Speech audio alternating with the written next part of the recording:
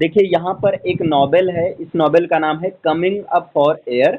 ये एक नॉवेल है, इसको लिखा है जॉर्ज ऑरवेल ने। और ये किस थीम को एक्सप्लोर करता है, तो थीम ऑफ नॉस्टैल्जिया, वार, और जो है elusive quest for escape from ड्रग रेज ऑफ मॉडर्न लाइफ के ड्रग रेज से निकलने के लिए जो है ये एक एल्यूसिव क्वेस्ट की बात करता है। इसके बाद में इसमें मेन प्रोटोगोनिस्ट जो है जॉर्ज बॉलिंग। इसमें मेन प्रोटोगोनिस्ट हैं जॉर्ज बॉलिंग। जॉर्ज बॉलिंग एक मिडिल एज्ड इंश्योरेंस सेल्समैन है। और इस पूरे नॉवेल में जॉर्ज ऑरवेल ने एक ही चीज को मतलब मास्टरफुली पोर्ट्रेट किया है, जॉर्ज के इंटरनल स्ट्रगल को, है ना, जॉर्ज के स्ट्रगल को दिखाया है। लेकिन वो यहाँ पर ये जॉर्ज बॉलिंग के इंटरनल स्ट्रगल की बात करते हैं। और वो भी किसके रिफरेंस में, तो पैसेज ऑफ टाइम के रिफरेंस में, लॉस ऑफ यूथ के रिफरेंस में, और inescapable realities of contemporary society के जो ऐसी रियलिटीज हैं जो कि इनएस्केपेबल होती हैं, इन सबके मतलब तीन चीज के रिफरेंस में, especially passage of time, loss of youth, और inescapable realities of contemporary society से जो है इन्होंने जॉर्ज ऑरवेल ने जॉर्ज बॉलिंग के इंटरगल स्ट्रगल की बात किया है इस नॉवेल में। और इसमें प्रोटैगनिस्ट जॉर्ज ऑरवेल जो हैं ये मिडिल एज्ड इंश्योरेंस सेल्समैन हैं। ये सब अर्बन लंदन में रह रहे हैं, और जहाँ पर ये एक मुंडेन जॉब कर रहे हैं और अपनी फैमिली लाइफ से पूरी तरह से डिसकंटेंटेड है ना। और ये एक विंड फॉल में फंस जाते हैं, और जॉर्ज वहाँ पर अपने जब विंड फॉल में फंस जाते हैं तो ये अपने बचपन की मेमोरीज में ये जाते हैं, बचपन की यादों में जाते हैं। और वहाँ पर वो डिसाइड करते हैं कि अब वो अपने विलेज लोअर बिनफील्ड में जाकर घूमेंगे, अपने बचपन के अपने यूथ के टाइम के विलेज बिनफील्ड है, बिनफील्ड में वो रिविजिट करेंगे, है ना। और वो वापस अपने गांव से अपने गांव में लौटेंगे, और जहाँ पर वो पाते हैं, जब वो वापस अपने गांव में जाते हैं ठीक है, अपने मेमोरी के थ्रू यानी कि पुरानी यादों में जाते हैं, तब वो पाते हैं कि उनका गांव जो है ना बहुत उनका गांव पूरी तरीके से चेंज हो गया है। उनका गांव इस तरीके से चेंज हो गया है कि जहाँ पर फिशिंग पॉन्ड्स हुआ करते थे या कंट्री साइड हुआ करती थी, उन सब के जगह पर, उन सब प्लेस पर इंडस्ट्रियलाइजेशन मतलब इंडस्ट्री इस्टेब्लिश हो गई हैं। और जो वर्ल्ड वार सेकंड के एक लूमिंग शैडो दिखाई देती हैं। मतलब गांव पूरी तरह से चेंज हो गया है, एक मॉडर्न इंडस्ट्रियलाइजेशन की तरफ बदल गया है ना। मतलब ऐसे समझो कि जो कंट्री साइड या फिशिंग पॉन्ड्स होते थे इनके गांव में, उनकी जगह पर housing state, factories, means modern industrialization बहुत तेजी से डेवलप करने लगी हैं। और ये सारी चीज़ें, ये जो फैक्ट्रीज हैं, हाउसिंग स्टेट्स हैं, या जो इंडस्ट्रियलाइजेशन है, ये सब जो हैं लॉस ऑफ इनोसेंस और इनएविटेबल मार्च ऑफ प्रोग्रेस को शो करती है। मतलब ये बताते हैं कि इन सब की वजह से ना जो इनोसेंस है उसका लॉस हो गया है, एक ब्यूटी वहाँ की खत्म हो गई है। इसके बाद में देखें जॉर्ज वॉलिंग का इंट्रोडक्शन। जॉर्ज वॉलिंग कौन है भाई, इनके बारे में समझना इसलिए ज़रूरी है क्योंकि जॉर्ज वॉलिंग की ही कहानी है, इंटरगल स्ट्रगल की कहानी इस पूरे के पूरे नॉवेल में। मतलब थोड़ा सा बोरिंग है लेकिन है इंटरेस्टिंग। जॉर्ज वॉलिंग जो है एक ये 45 ईयर 45 वर्ष के इंश्योरेंस सेल्समैन हैं, और ये जो है मिडिल क्लास लाइफ जी रहे हैं सब अर्बन लंदन में, ठीक है, अपने वाइफ हिल्डा के साथ और अपने दो बच्चे के साथ ही। इनकी वाइफ का नाम हिल्डा है और इनके दो बच्चे हैं, याद रखिए। अब रातों रात क्या होता है इनके मतलब एक तरह से इनकी मेमोरी में पूरा चेंजनेस आ जाता है। मतलब ये अपने बचपन की मेमोरी में चले जाते हैं, बचपन वाले घर में जाते हैं, कई सारी चीज़ें ये बताते हैं कि जॉर्ज जो है अपने ही एक्सिस्टेंस में किस तरह से ट्रैप हो गए, और किस तरह से वो मोनोटमी अपने जॉब की मोनोटमी के द्वारा डिसइल्यूजन करती हैं, ये सारी चीज़ बताते हैं। फिर इसी बीच में इनको एक सेंस ऑफ नॉस्टैल्जिया होता है। नॉस्टैल्जिया का मतलब एक तरह से बचपन की यादों में जाना, किसी की यादों में खो जाना। अब जैसे ये गांव की यादों में खोते हैं, और कई सारे हियरनिंग फॉर सिंप्लिसिटी, और ये अपने बचपन के जो सिंप्लिसिटी और इनोसेंस है उसके लिए ये जो है आवाज़ उठाते हैं, किस तरह से बचपन में उनकी लाइफ इनोसेंस और सिंप्लिसिटी से भरी हुई थी। है ना, सिंप्लिसिटी से भरी हुई थी, और अब जो है किस तरह से उनकी लाइफ पूरी तरह से जो है चेंज हो गई है पैसेज ऑफ टाइम के साथ में। ठीक है। अब यहाँ पर देखिए, इस नॉवेल को 8 सेक्शन के थ्रू समराइज किया, यहाँ पर मैंने किया है 8 सेक्शन के थ्रू। पहला है विंडफॉल एंड अ प्लान। यहाँ पर क्या होता है, जॉर्ज जो है 17 पाउंड्स को जीत जाते हैं, मतलब एक हॉर्स रेस में ये 17 पाउंड को जीत जाते हैं, और जब ये 17 पाउंड को जीतते हैं तो उसके बाद में ये एक ड्रेरी रूटीन से टेम्पोररी बेसिस पर स्केप करने का अपॉर्चुनिटी को सीज करते हैं। फिर आगे क्या होता है, ये जो एक विंड फॉल में फंस जाते हैं, विंड फॉल में फंस जाते हैं, और वहाँ पर ये एक प्लान को कॉन्कर्ड करते हैं, एक प्लान बनाते हैं, और उस प्लान में ये लोअर बिन फील्ड में वापस जाना चाहते हैं, मतलब ये पास्ट की मेमोरी में खो जाते हैं विंड फॉल के दौरान, और उस समय ये लोअर बिनफील्ड में रिविजिट करते हैं। लोअर बिनफील्ड ये इनके चाइल्डहुड विलेज है ना, अपने बचपन में ये अपने गांव लोअर बिनफील्ड में रहते थे, और वहाँ पर जब ये अपने गांव में जाते हैं तो वहाँ पर जो है अपने पास्ट मेमोरीज को जो है वो क्या करते हैं, याद करते हैं उसको, और वहाँ पर ये देखते हैं जो कुछ भी मतलब अच्छी चीज़ें या बुरी चीज़ें जो कुछ भी हुआ रहता है उन सबको ये याद करते हैं। ठीक है। और इन सबको ये कंपेयर भी करते हैं, एक तरह से मॉडर्निटी एंड वार के शैडोज से कंपेयर करते हैं, और बताते हैं किस तरह से जो पास्ट की चीज़ें और अब ये प्रेजेंट की चीज़ें किस तरह से चेंज हो गई। जैसे कि शुरुआत में भी बताया गया था, ये 3 चीज़ की थीम से डील करता है, theme of nostalgia, war and और एक और थीम था जिसमें ये मॉडर्न वर्ल्ड के ड्रगरीज से निकलने का प्लान बनाते हैं, निकलना चाहते हैं, और ये मॉडर्न वर्ल्ड के डिफरेंट टाइप के ड्रगरीज से जो है ये पास्ट एक्सपीरियंस को जो है कंपेयर करते हैं। ठीक। इसके बाद में दूसरा जो है अनरिकॉग्नाइजेबल विलेज, यानी कि जब ये लोअर बिनफील्ड में फर्स्ट अरे सॉरी विंडफॉल के दौरान अपने गांव बिनफील्ड में पास्ट के गांव में जाते हैं, तो वहां पर ये जब ये लोअर बिनफील्ड में पहुंचते हैं तो जॉर्ज जो है एक स्टार्क रियलिटी के साथ इनको कन्फ्रंट करना पड़ता है, जहां पर इनकी जो गांव की मेमोरीज थी, है ना, गांव की मेमोरीज थी, ये एक प्रकार से इंडस्ट्रियलाइजेशन और जो है स्क्रॉल से के एडवांस, मतलब गांव एक तरह से इंडस्ट्रियलाइजेशन में चेंज हो जाता है, और एक तरह से ये गांव को शुरू में तो पहचान ही नहीं पाते हैं कि ये तो गांव पहले कैसा था अब कैसे हो गया, पूरी तरह से गांव तो बदल गया है। इसीलिए इसको इन्होंने कहा अनरिकॉग्नाइजेबल विलेज, यानी कि वो गांव अब जो है पहले रिकॉग्नाइजेबल था लेकिन अब वो देखने से ऐसा लगता है कि ये बिनफील्ड नहीं है, क्योंकि उसका पूरा हुलिया चेंज हो गया था because of industrialization and different type of factories, इसके चलते, है ना। और इसके बाद में इनके यूथ की जो ओल्ड हॉन्ट्स थे जिनमें इनके जो हैं कई सारी चीज़ें, मतलब इनके बचपन की कई सारी यादें, जैसे फिशिंग पॉन्ड थी, है ना, उस फिशिंग पॉन्ड की जगह या जो भी खेलने का स्थान हुआ करता था गांव में, उन सब के जगह अब जो है हाउसिंग एस्टेट्स या जो है फैक्ट्रीज बन जा रही हैं, फैक्ट्रीज बन गई हैं, और ये देखकर ये बहुत कंफ्यूज हैं, है ना। और ये जो फैक्ट्रीज वगैरह का बनना, ये कहीं न कहीं जो है किसको सिम्बलाइज़ करता है, प्रोग्रेस और मॉडर्निटी को सिम्बलाइज़ करता है। ठीक है। अब तीसरा है इनकाउंटर्स विद द पास्ट, ये पास्ट की चीज़ों से इनकाउंटर, मतलब जब ये अपने पास्ट की मेमोरीज में जाते हैं तो पास्ट में जो भी इनको एक्सपीरियंस हुआ रहता है गुड एक्सपीरियंस, उन सारी चीज़ों से इनका इनकाउंटर होता है, मतलब उन सारी चीज़ों को ये रिकनेक्ट करते हैं। ठीक है। मतलब ये जॉर्ज बॉलिंग पास्ट की चीज़ों को, पास्ट के लोगों से या पास्ट के जो स्थान हुआ करते थे जो इनको बहुत अच्छा फील करवाते थे, उन सबको ये रिकनेक्ट करते हैं, रिकनेक्ट करने का जो है एक अटेम्प्ट करते हैं, प्रयास करते हैं, और जो कि कभी इनके लिए एक अच्छा खासा मतलब हुआ करते थे, मतलब ऐसे लोगों को, ऐसे स्थानों के को याद करते हैं जो कि कभी इनको बचपन के टाइम में इनको बहुत प्लेजर दिया करते थे, उन सबको ये रिकनेक्ट करते हैं।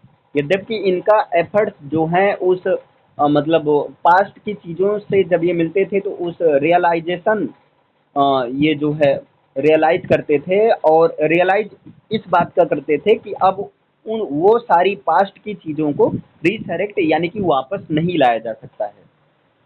लोग जिनको वो कभी जो है बहुत अच्छे से जानते थे, वो या तो वहाँ से चले गए हैं या उनकी डेथ हो गई है। मतलब गाँव में अभी जो इनके बचपन में जो इनके समय में जो लोग रहते थे, जिनको बखूबी जानते थे, या तो वो जो है गाँव से कहीं और चले गए हैं शहर की ओर, या जो उनकी डेथ हो गई है। और इस तरह से उनकी चाइल्डहुड मेमोरीज का ये जो फिजिकल लैंडमार्क्स है, ये जो है एक तरह से पूरी तरह से या तो मतलब बदल गया है, या जो है गायब ही हो गए। इनके दिमाग या तो ये भूल गए हैं, या उसकी जगह किसी और थॉट्स ने उसकी जगह ले लिया है इनके बचपन की फिजिकल लैंडमार्क से, बचपन की यादों के जगह पर। क्लियर है? इसके बाद reflection on change and loss. अब यहाँ देखिए चेंज और लॉस का ये रिफ्लेक्शन देखते हैं। ये जब लोअर बिनफील्ड के लैंडस्केप के थ्रू लोअर बिनफील्ड अपने विलेज में चले जाते हैं, और उस लोअर बिनफील्ड विलेज के लैंडस्केप के थ्रू ये पूरा गांव रिविजिट करते हैं, वेंडर्स करते हैं, तब ये पाते हैं क्या पाते हैं, ये जो है नेचर ऑफ चेंज को रिफ्लेक्ट करते हैं, और जो है लॉस को और पैसेज ऑफ टाइम को ये बताते हैं किस तरह से जो है एक समय बीतने के साथ में नेचर चेंज हो गया है, किस तरह से जो नेचर की ब्यूटीनेस थी, है ना, जो इनोसेंस था, उन सब का लॉस हो गया है। और ये जो है अब इनको ये इस रियलाइजेशन से इनको ग्रैपल होता है कि सिंप्लिसिटी और इनोसेंस जो पास्ट टाइम में इनके साथ सिंप्लिसिटी और इनोसेंस थी, वो जो है किस तरह से आउट ऑफ रीच हो गई हैं, अब वो उनको याद नहीं कर पा रहे हैं। उस इनोसेंस और सिंप्लिसिटी को ये अब जो है इस मॉडर्न लाइफ में नहीं प्राप्त कर पा रहे हैं। ठीक है? और ये जो है एक तरह से क्यों नहीं प्राप्त कर पा रहे हैं, क्योंकि ये जो है रिलेंटलेस मार्च ऑफ प्रोग्रेस की तरफ चल रहे हैं।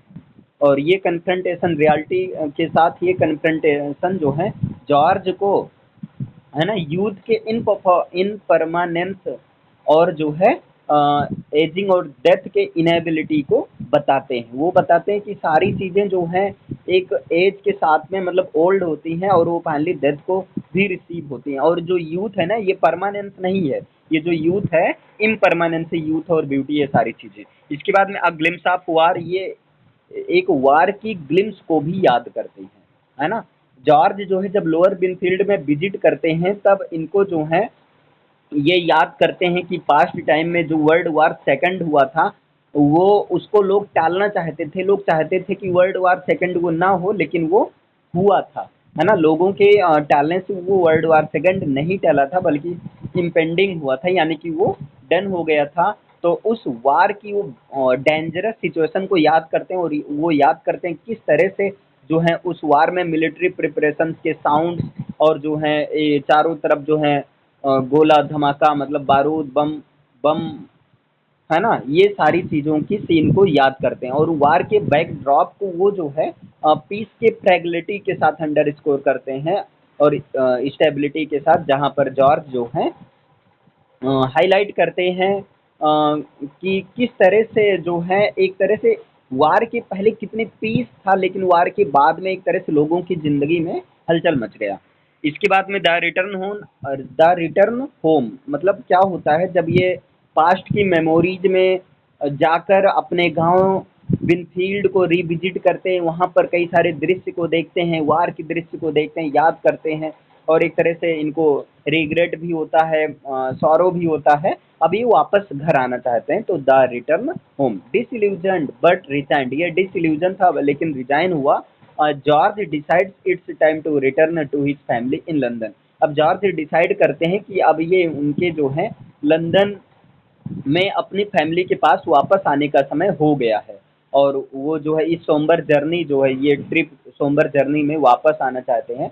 और जहाँ पर वो कंटेम्पलेट करते हैं अपने ब्रीफ स्केप के एक्सपीरियंस को कंटेम्पलेट करते हैं, और जो है वो ये सोचते हैं कि जो भी हार्श रियलिटीज हैं वो उनको उन्हें मतलब इनको जॉर्ज बॉलिंग को ज़रूर जो है फेस करना चाहिए। जो भी हार्श रियलिटीज हैं लाइफ की, उनको फेस करना चाहिए, वो उनसे बच नहीं सकते हैं, है ना। और ये जो है फ्यूचर की तरफ अग्रसर होना चाहते हैं। देखिए यहाँ पर जो भी चैलेंजेस हैं, जितनी भी कॉम्प्लेक्सिटीज है, उनके साथ में ये प्रेजेंट को इम्प्रूव करते हुए फ्यूचर की तरफ, तो क्योंकि प्रेजेंट अच्छा रहेगा तो फ्यूचर ऑटोमेटिक अच्छा हो जाएगा। तो ये वापस घर आकर जो है सारी रिस्पॉन्सिबिलिटी को लेना चाहते हैं, क्लियर है, वापस घर लौटना चाहते हैं। इसके बाद कन्फ्रंटेशन एंड रिवोल्यूशन। अब क्या होता है, जब ये लंदन में वापस आ जाते हैं तो जॉर्ज को अब टेम्पोरली जो वो टेम्पोरली रूप से फ्लेड हो गए थे, जो टेम्पोररी बेसिस से वो अपने लाइफ को एक तरह से अपनी फैमिली लाइफ से डिस्कनेक्ट हो गए थे, यानी कि सपनों की दुनिया में खो गए थे। वहाँ पर क्या होता है, contrast between his idealised memories of Lower Binfield and stark realities of his current existence. अब यहाँ पर क्या होता है, जब ये वापस आते हैं तब इनको जो है जो करंट एग्जिस्टेंस की रियलिटीज हैं इससे, और पास्ट में जो लोअर बिनफील्ड की मेमोरीज हैं उनके बीच में एक कंट्रास्ट होता है, becomes a catalyst for introspection, जहाँ पर ये जॉर्ज बॉलिंग इंट्रोस्पेक्शन के लिए कैटलिस्ट बन जाते हैं। He begins to see his life in a new light. अब इस पर वो जो है अपने लाइफ को एक नए सिरे से शुरू करना चाहते हैं, नए सिरे से शुरू कर देते हैं। Recognising the value of very ordinary stability, मतलब अपने लाइफ की जो ऑर्डिनरी स्टेबिलिटी की वैल्यू को रिकॉग्नाइज करते हुए वो जो है नैरेटिव जो है सजेस्ट करते हैं एक अपने मिडिल क्लास, जो मिडिल क्लास आइडेंटिटी है उस चीज़ को वो एक्सेप्ट करें, उस चीज़ की मिडिल क्लास आइडेंटिटी को उन्हें एक्सेप्टेंस करना पड़ता है, एक्सेप्ट करना पड़ता है। और वो ये भी सोचते हैं द रोल्स ऑफ हस्बैंड की, अब उनको जो है चूंकि उनकी वाइफ हिल्दा और उनके दो बच्चे थे, तो वो ये सोचते हैं कि अब उनको जो है मिडिल क्लास आइडेंटिटी को एक्सेप्ट करना पड़ेगा और अपनी जो रिस्पॉन्सिबिलिटी है यानी कि हस्बैंड का रोल और जो है पिता का रोल उनको निभाना पड़ेगा, जिसकी उनको इन हैबिट्स हो गई है। अब वो रोल ऑफ हस्बैंड्स और फादर को हैबिट्स में उनको लाना होगा, ठीक है। इसके बाद acceptance and the way forward. देखिए लास्ट में कमिंग अप फॉर एयर के लास्ट में जॉर्ज बॉलिंग जो है एक अपने लाइफ के एक रिलक्टेंट एक्सेप्टेंस को जो है एक्सेप्टेंस के एक प्लेस पर जाते हैं, ठीक, क्योंकि ये सोचते हैं कि अब वो जो है पास्ट को तो वापस ला नहीं सकते हैं, है ना, और ना ही वो जो इम्पेंडिंग फ्यूचर है ना ही फ्यूचर को बदल सकते हैं। इसलिए अब उनको जो प्रेजेंट समय की चीज़ें हैं, प्रेजेंट समय में अपने रिस्पॉन्सिबिलिटी के प्रति ये अपने रिस्पॉन्सिबिलिटी को इम्पोर्टेंस देते हैं, मतलब प्रेजेंट की चीज़ों में प्रेजेंट की रिस्पॉन्सिबिलिटी को ये एक्सेप्ट करना चाहते हैं, ठीक है, एक्सेप्ट करते हैं। और ये नॉवेल जो है जॉर्ज के साथ काफ़ी क्लोज होती है, जहाँ पर जॉर्ज जो है इनएविटेबिलिटी ऑफ चेंज को फेस करते हैं, पर्सनल और ग्लोबल दोनों लेवल से। और जहाँ पर ये वार के डिफरेंट वार लूम्स के एक शैडो के रूप में ये कहते हैं कि जिस तरह से वार हुआ था उसी तरह से लाइफ भी एक वार है, इसमें मतलब डिफरेंट टाइप की रिस्पॉन्सिबिलिटीज आएंगी, डिफरेंट टाइप की प्रॉब्लम्स आएंगी, हैप्पी मोमेंट आएगा, सॉरो मोमेंट आएगा, सारी चीज़ों को हमें फेस करना चाहिए। उनकी जर्नी एक यूनिवर्सल ह्यूमन डिजायर को रिफ्लेक्ट करती, ये पॉइंट याद रखना। मतलब इनकी जर्नी जो है जॉर्ज बॉलिंग ये जो पूरा सपनों की दुनिया में घूम कर आए, जॉर्ज बॉलिंग की ये जो जर्नी है ये जो है ह्यूमन यूनिवर्सल ह्यूमन डिजायर को रिफ्लेक्ट करता है। और यूनिवर्सल ह्यूमन डिजायर मीनिंग और शांति, मीनिंग और पीस को पाने के लिए वर्ल्ड के डिफरेंट टर्बुलेंस से जो है पीस और मीनिंग को पाने की कोशिश करता है, ठीक है। तो जॉर्ज बॉलिंग की जर्नी किस चीज़ को रिफ्लेक्ट करता है, तो यूनिवर्सल ह्यूमन डिजायर को रिफ्लेक्ट करता है, so that he can find the meaning and peace, ठीक है। Understanding the poignant truth that can one never truly come up for air from the relentless flow of time. ये देखिए time के जो relentless flow होता है उस चीज से निकल कर, मतलब ऐसे समझो, देखिए समय तो बीतता रहेगा, वैसे जब टाइम तो चलता ही रहेगा, तो उसके साथ उस चीज से निकल कर जो है यहाँ पर ये बताए हैं कि हमें जो है अपने प्रेजेंट की रिस्पॉन्सिबिलिटी को अच्छे से बखूबी निभाना चाहिए, इससे फ्यूचर ऑटोमेटिक अच्छा हो जाएगा और पास्ट की चीज़ों को याद करने से कुछ मिलेगा नहीं बल्कि कहीं ना कहीं दुखी होगा, है ना। तो ये चीज़ है, देखिए यहाँ पर summary can be completed in following 8 sections. Coming up for air की समरी को 8 सेक्शन में डिवाइड किया जा सकता है। एक तो wind fall and a plan, ये विंड फॉल में फंसते हैं और एक प्लान बनाते हैं कि अब वो अपने लोअर बिनफील्ड, अपने विलेज लोअर बिनफील्ड में जाकर घूमेंगे और देखेंगे क्या बदला, क्या कैसे हो गया है। और फिर जब वहाँ पर जाते हैं तो दूसरा होता है द अनरिकॉग्नाइजेबल विलेज। तो ये जो है, जब इनका गांव इस तरीके से बदल गया था, फैक्ट्रीज इंडस्ट्रियलाइजेशन हो गया था कि इनका गांव पहचान में ही नहीं आ रहा था कि ये वही लोअर बिनफील्ड है या कोई और है। मतलब एक समझ रहे हैं ना, जैसे वो रिकॉग्नाइजेबल नहीं लग रहा था पहले के जैसा, अनरिकॉग्नाइजेबल फील हो रहा था। इसके बाद इनकाउंटर्स विद द पास्ट, फिर ये गांव की डिफरेंट चीज़ों को, डिफरेंट पास्ट चीज़ों को याद करते हैं। ठीक है, कि तालाब हुआ करते थे, ये चीज़ लोग हुआ करते थे जो कि उनके बहुत करीब हुआ करते थे, या तो वो अब मर चुके हैं या जो है कहीं दूसरे जगह जा चुके हैं। फिर reflects on change and loss, अब ये देखते हैं कि काफ़ी सारी चीज़ें चेंज हो गई हैं और loss of innocence, nature's beauty, कई सारी चीज़ों का लॉस हो गया है। इसके बाद ग्लिम्स ऑफ वार, गाँव में ही रहते हुए ये जो है एक वार की, उस वर्ल्ड वार सेकंड की ग्लिम्स को याद करते हैं, डेंजरस सिचुएशन को याद करते हैं। उस वर्ल्ड वार सेकंड में जो डिफरेंट टाइप की साउंड्स आ रही थी, है ना, जो गोली बम बारूद इन सब की आवाज़ों को वो याद करते हैं। और फाइनली ये रिटर्न होम होते हैं, घर पर आते हैं। जब घर पर ये आते हैं तो ये सोचते हैं कि अब वो जो है घर पर आकर ये जो है अपने फैमिली से मिलेंगे मिलेंगे। और लास्ट में फिर क्या होता है, 7 नंबर पर कन्फ्रंटेशन और रिवॉल्यूशन, ये कन्फ्रंट करते हैं कि पास्ट की चीज़ों के साथ उनको अपने रिस्पॉन्सिबिलिटी लेनी चाहिए और निभानी चाहिए। और फाइनली जो है ये एक्सेप्ट करते हैं, अपनी सारी रिस्पॉन्सिबिलिटी को एक्सेप्ट करते हैं। और जैसे हस्बैंड का रोल और एक फादर का रोल निभाने के लिए और प्रेजेंट के डिफरेंट टाइप के सर्कमस्टांसेस को भी ये जो है फेस करने के लिए तैयार होते हैं, एंड द वे फॉरवर्ड, और इस तरीके से वो अपनी जर्नी को वे फॉरवर्ड करते हैं। क्लियर है।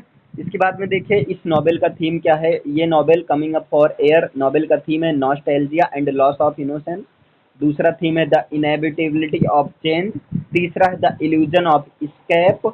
और नेक्स्ट थीम है war and ferocity of peace, sorry war and fragility of peace. और इसके बाद फिफ्थ नंबर का थीम है वो है सर्च फॉर ऑथेंटिसिटी। ऑथेंटिसिटी, ये एक ऑथेंटिसिटी की सर्च करते हैं, है ना। और देखिए जॉर्ज ऑरवेल, इनका जन्म हुआ था 1903 ईस्वी को, इनकी डेथ हुई थी 1950 ईस्वी को। जॉर्ज ऑरवेल का जन्म कब हुआ था, 1903 ईस्वी को, और इनकी डेथ हुई थी 1950 ईस्वी को। जॉर्ज ऑरवेल एक ब्रिटिश नॉवलिस्ट थे, एसेइस्ट थे, जर्नलिस्ट थे और क्रिटिक थे। इनका फेमस वर्क है, 3 फेमस नॉवेल है। Animal form 1984, coming up for air, अभी आपने देखा कमिंग अप फॉर एयर, ये आपका कंप्लीट हो गया। क्लियर है। तो आई होप समझ में आया होगा। क्लियर है। Good morning. आज का नॉवेल है a fine balance. A fine balance एक नॉवेल है, इसको लिखा है रोहिंटन मिस्ट्री ने। देखो, इसको पब्लिश किया गया था 1995 ईस्वी में। याद रखिए अ फाइन बैलेंस को कब पब्लिश किया गया, 1995 में। और 1995 में ही इन्होंने इस वर्क के लिए रोहिंटन मिस्ट्री ने गिलर प्राइज प्राप्त किया। और 1996 ईस्वी में इस नॉवेल अ फाइन बैलेंस को जो है बुकर प्राइज के लिए शॉर्ट लिस्ट किया गया। 1996 में बुकर प्राइज के लिए शॉर्ट लिस्ट किया गया और 1995 में गिलर प्राइज जीता। रोहिंटन मिस्ट्री का जन्म हुआ था 1952 ईस्वी में, बम्बई में हुआ था। Rohinton mystery Indian born Canadian writer हैं। देखिए इंडियन बॉर्न कनेडियन राइटर का मतलब ये इंडिया में पैदा हुए थे लेकिन ये कनाडा में मूव हो गए थे, इसलिए रोहिंटन मिस्ट्री को डायस्पोरा राइटर माना जाता है। ठीक है। इसका जेनर जेनर क्या है, किसका जेनर मतलब इसका, ये आ फाइन बैलेंस नॉवेल का जेनर है सोशल नॉवेल या हिस्टोरिकल नॉवेल। इसकी सेटिंग जो है 3 सेटिंग है। एक तो unnamed city by the sea India 1975 में, और दूसरा मिड 1980s 1980 के आसपास की सेटिंग है, और इसके बाद अर्ली 20th सेंचुरी है। तो सेटिंग 3 है, 1975 इमरजेंसी पीरियड, है ना, और 1980s मिड 1980s और अर्ली 20th सेंचुरी। इसके बाद में नरेटर क्या है, तो इसमें थर्ड पर्सन नरेशन है या थर्ड पर्सन ओमनिसेंट है।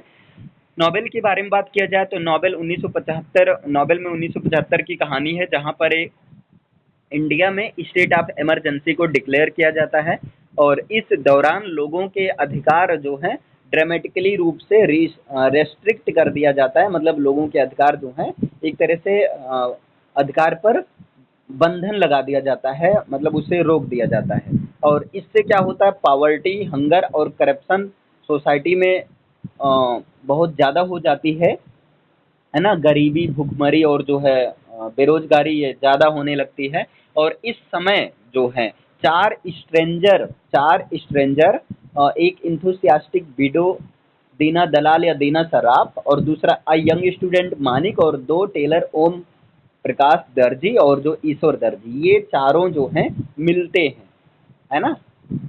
ये चारों जब मिलते हैं तो ये फोर स्ट्रेंजर में कौन है, देखिए एक बार फिर से। एन इंथुसियास्टिक विडो दीना दलाल है, और यंग स्टूडेंट मानिक कोला जो कि कश्मीर से माइग्रेट हुआ था, यहाँ शहर में आया था पढ़ने के लिए। और दो टेलर हैं, ईश्वर दर्जी और ओम प्रकाश दर्जी, ये जो है शहर से आए हैं, है ना?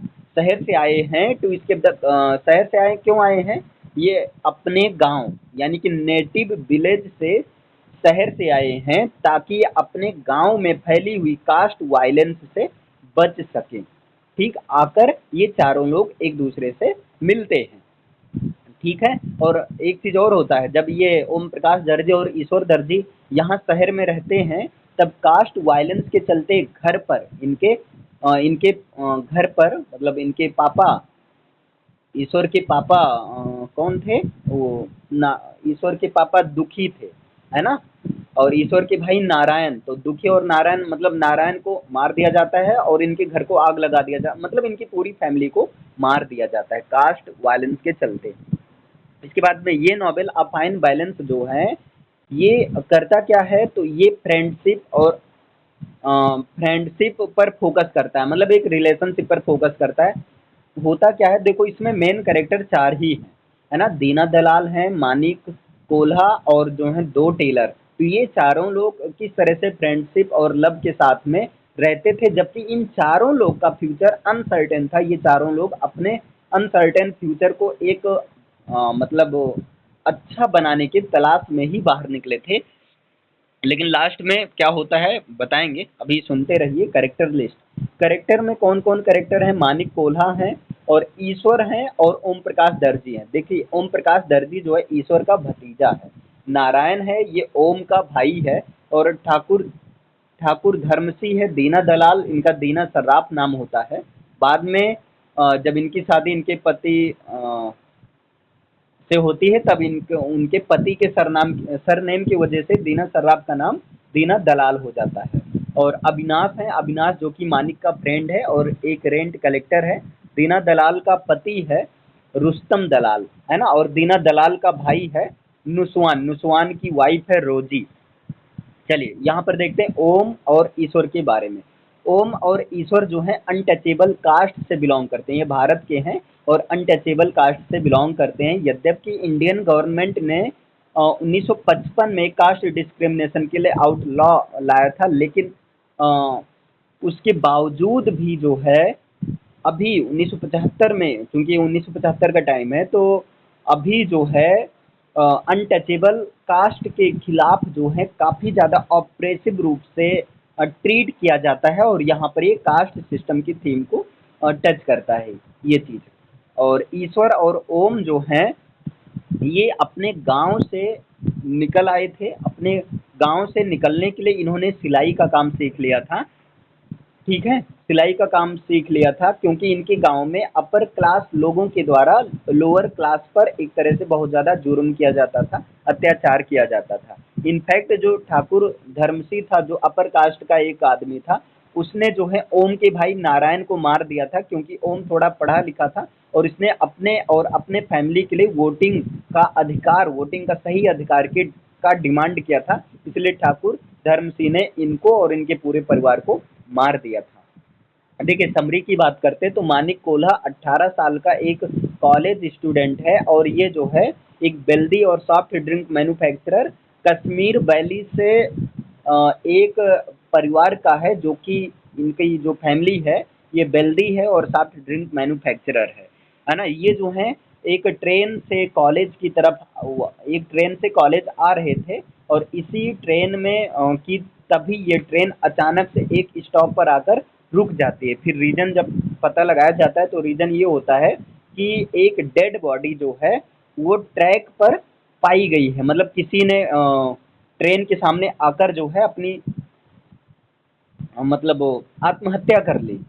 इस वजह से ट्रेन एक स्टॉप पर रुक जाती है। और रिजल्ट में क्या होता है, मानिक जो है जब मतलब मानिक उठता है तो मानिक जो है अपनी जो किताबों का बंडल इसके पास होता है, वो किताबों का बंडल ये ईश्वर दर्जी एक नाम का एक करेक्टर है उसके लैप पर, मतलब उसके गोदी में रखकर जो है उस चीज को उसका रीजन जानने के लिए चला जाता है।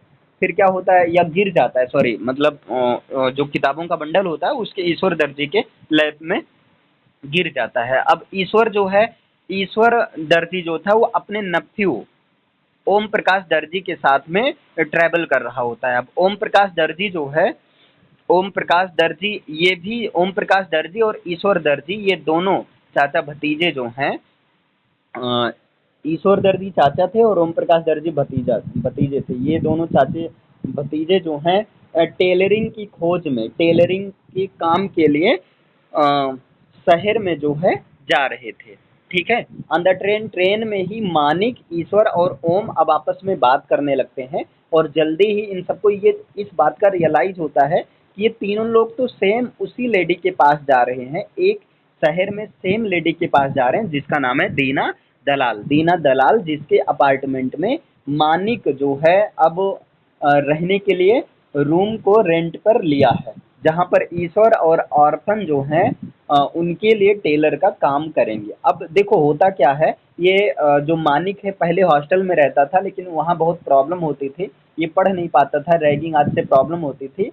तो दीना दलाल की ये फ्रेंड, दीना दलाल की फ्रेंड अबन का बेटा है मानिक, तो ये जो है अपने फ्रेंड के बेटे को अपने यहाँ अपने फ्लैट में रख लेती है।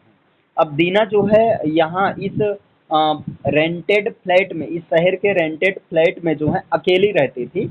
दीना दलाल ये जो विडो थी, मतलब ये विधवा थी और ये धीरे धीरे जो है ब्लाइंड, मतलब काफी ज्यादा ये ब्लाइंड हो चुकी थी, इनको आंखों से बहुत अच्छे से दिखता नहीं था।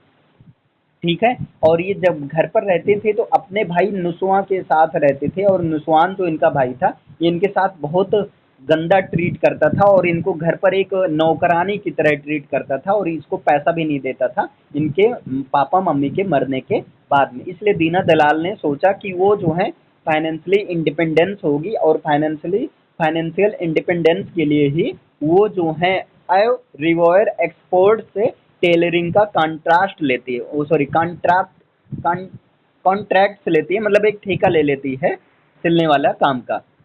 और अपनी चूंकि इसकी आंखें कमजोर हो गई थी तो इसने क्या किया, ईश्वर दर्जी और ओम प्रकाश दर्जी को एक तरह से किराए पर रख लिया कि हाँ तुम मेरे लिए ये सिलाई करो और मैं तुम्हें इसके बदले तुम्हें पैसा दूंगी।